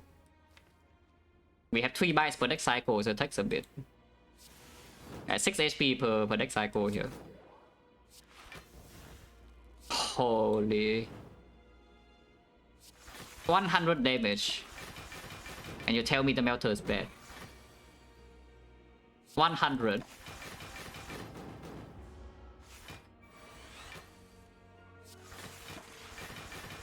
I only heal the full, so just I'll go. Pretty costly fight, though. Loss of focus potion. Hopefully the heart is not terrible draws. Because I can definitely see a scenario where we would die in the hard fight, yeah, with this deck. It's not very common, but if we can take so much damage in speed and shield, then of course the heart can do it too. Holy... 100 damage again. It's like Weapons by, not really. I have thought about it though. I have thought about adding Melter, picking Melter a bit more in early game because it does stay relevant for this fight in honestly a decent amount. I have thought about it. Actually, I should not have played that because we need to play buys into shield as well if we reduce this HP too low. Let's calm down a little bit. Yeah? Heal to full first and then do whatever after. 5 more bites, so 2 in this deck cycle and 3 in next deck cycle. So we wait 2 more deck cycles total. Yeah, very tempting here, another 100 damage, but let's not do that.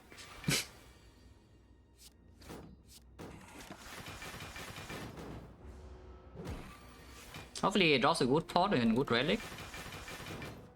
The concern in the hard fight here would be that we cannot deal enough damage before the 5th cycle. Which I picked the bolt lightning to prevent, yeah, and 2 barrages to prevent. So hopefully that is enough. Because the first goal of this Act 4 has been achieved. That is, I don't lose a lizard tail in this fight. That's the first big goal here.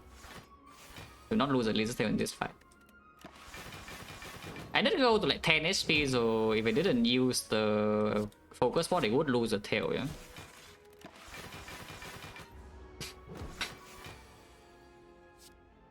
Yeah, I would have lost the tail if I didn't use the thing. Okay, this 100 I can do. So at least the focus spot is not like completely wasted. Now we need to kill when it's on 1. But it's definitely not this turn.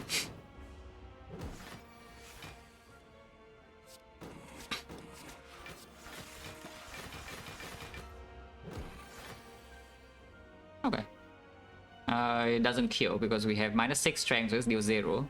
Meta still leading 4. Can I draw a lightning orb now? Yes. Yeah, so we just play one lightning orb when it dies. Yeah? I play 2 lightning orbs, would measure, play melter, would measure, 0. Oh, that's an extremely good relic. The potion, not so much, but this relic is insane. Actually, no, the potion is insane too. Right? Never mind, we have got core surge. Oh, we have a core surge. This is 5 permanent strength with barrage. Wait, that's crazy. Wait, that's actually insane, no? Because this is 5 permanent strength with core surge, and this is a billion damage and also a billion block. I'm blocking 300? Don't think so. Because you need to win the 50-50 in the first place to even earn emotion chip on the turn. Because you need to press the emotion chip on the off turn, yeah? And then the first hit is not 300, and then you cannot block the second one. Defect minus not good enough, right? Yeah, I don't think so. Players, yeah, doesn't matter. Now they have the 5 strength. We just want frost, and occasionally maybe play one lightning, don't want random orb. Dark orb is worthless, plasma is worthless. This I don't want. Okay, construction turn 1, so you can just open immediately, yeah? See what this is first. Okay, a loop. Okay, I don't mind the loop. I'm definitely a fan of the loop. 5 strength. Artifact pod. Like this. This, like this, like that. Oh, good. As many card take 5 strength? I don't think so. I don't think so.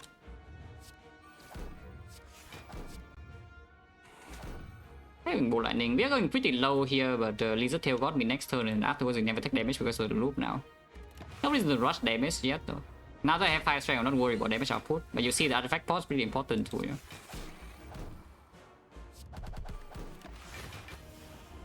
This should be already fine.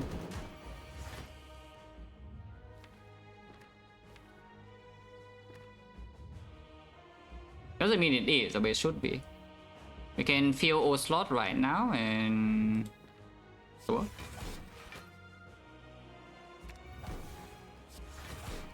Just leave the Tempest there. The Tempest redraw is not so bad. Okay, consumes here now.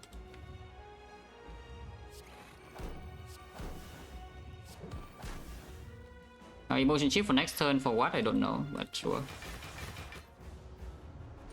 It's still second cycle only, so we have time. Now we can deploy some lightning. Let's deploy some lightning. Also one more time's potential, but let's just barrage and max out damage. Leave the Algo in there just in case. Okay, new Algo to do something, I don't know. So barrage. More core search.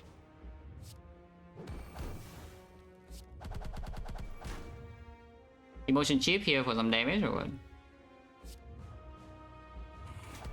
Sure. Yeah, third cycle.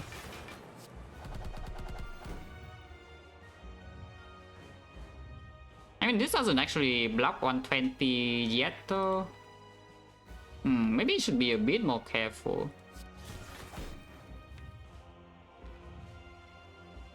Yeah, this is only 88, yeah?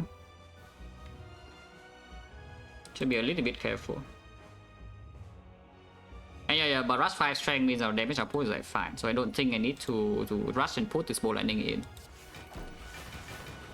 Use Algo? Probably not. That's what I'm saying, is that most of the time the algorithm will not even do anything. It's like it anyway, most of the time it doesn't do anything. I play the Chaos now, I guess. But I kind of don't want to, because I just want this Frost to be Frost. Is that too slow damage? Because then we have like how many turns? Like 1, 2, 3, 4, 5, 6 turns from here to kill, and there's already 72 damage. That's probably fine.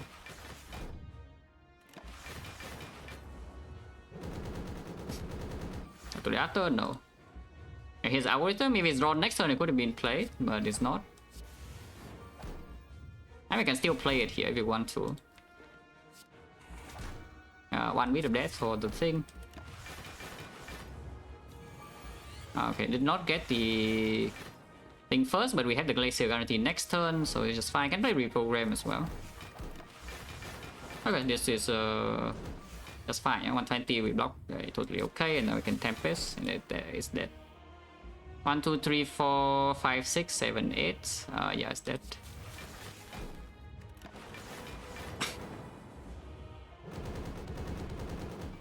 I don't need it. No, of course we don't need it, the alcohol.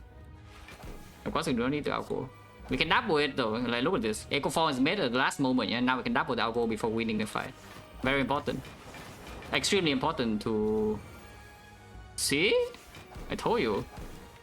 And now the alcohol is 63. Yeah, very important. Very big.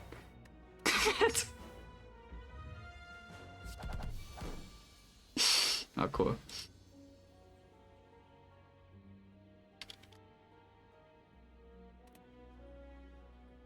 But as usual, right? Like insert the stat and you don't even fight at least in Act 1 and you prep for Act 4 and then you win. Oh, cool. Insert it with sustain Act 1 fight no elites, Act 2 fight like 1 elite. Actually in Act 2 we fight 2 or something. Yeah, I think we did fight more than 1 in Act 2 because the chill plus and whatever was stronger than the bites. Yeah, we fought a leader in that book, right? So we fought 2 elites in Act 2. And then Act 3, there's no trouble whatsoever like, at all. And then we prep potion for Act 4 and then we win. Oh, cool.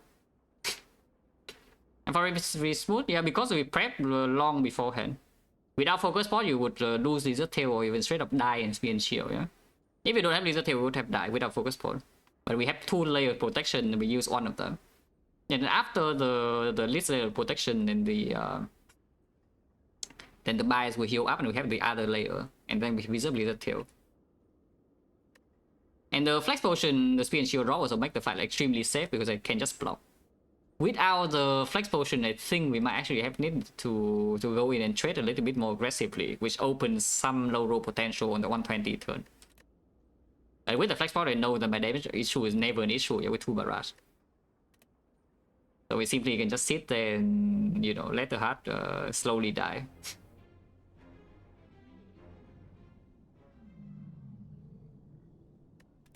How many inserters were? I mean, it's 3, but what is the time frame? Oh, it's actually 3 of the last 4. What the hell?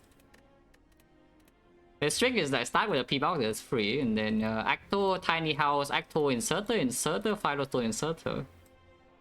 3 Inserters, 2 Ectoplasm, 1 Tiny House, 1 Philostone, and 1 P-Box. I don't know whether I like that or not. I mean, I know this is strong. I know Inserter Swap is actually just strong, but it's annoying to play. Exactly what I said in the start of the run, as we saw into Inserter, we do nothing but the whole run. Yeah, I fight no elites. We just go farm hallways and then I win. Yeah, it takes a fight, take forever and then I win. But sure. Just the usual stuff, you know.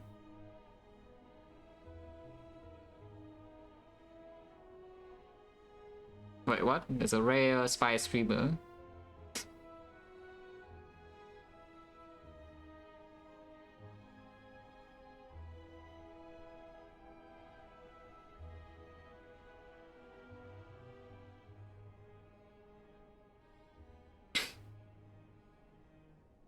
Yeah, thanks for watching, guys, as always, and see you.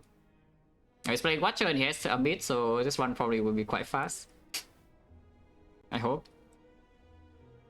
See you.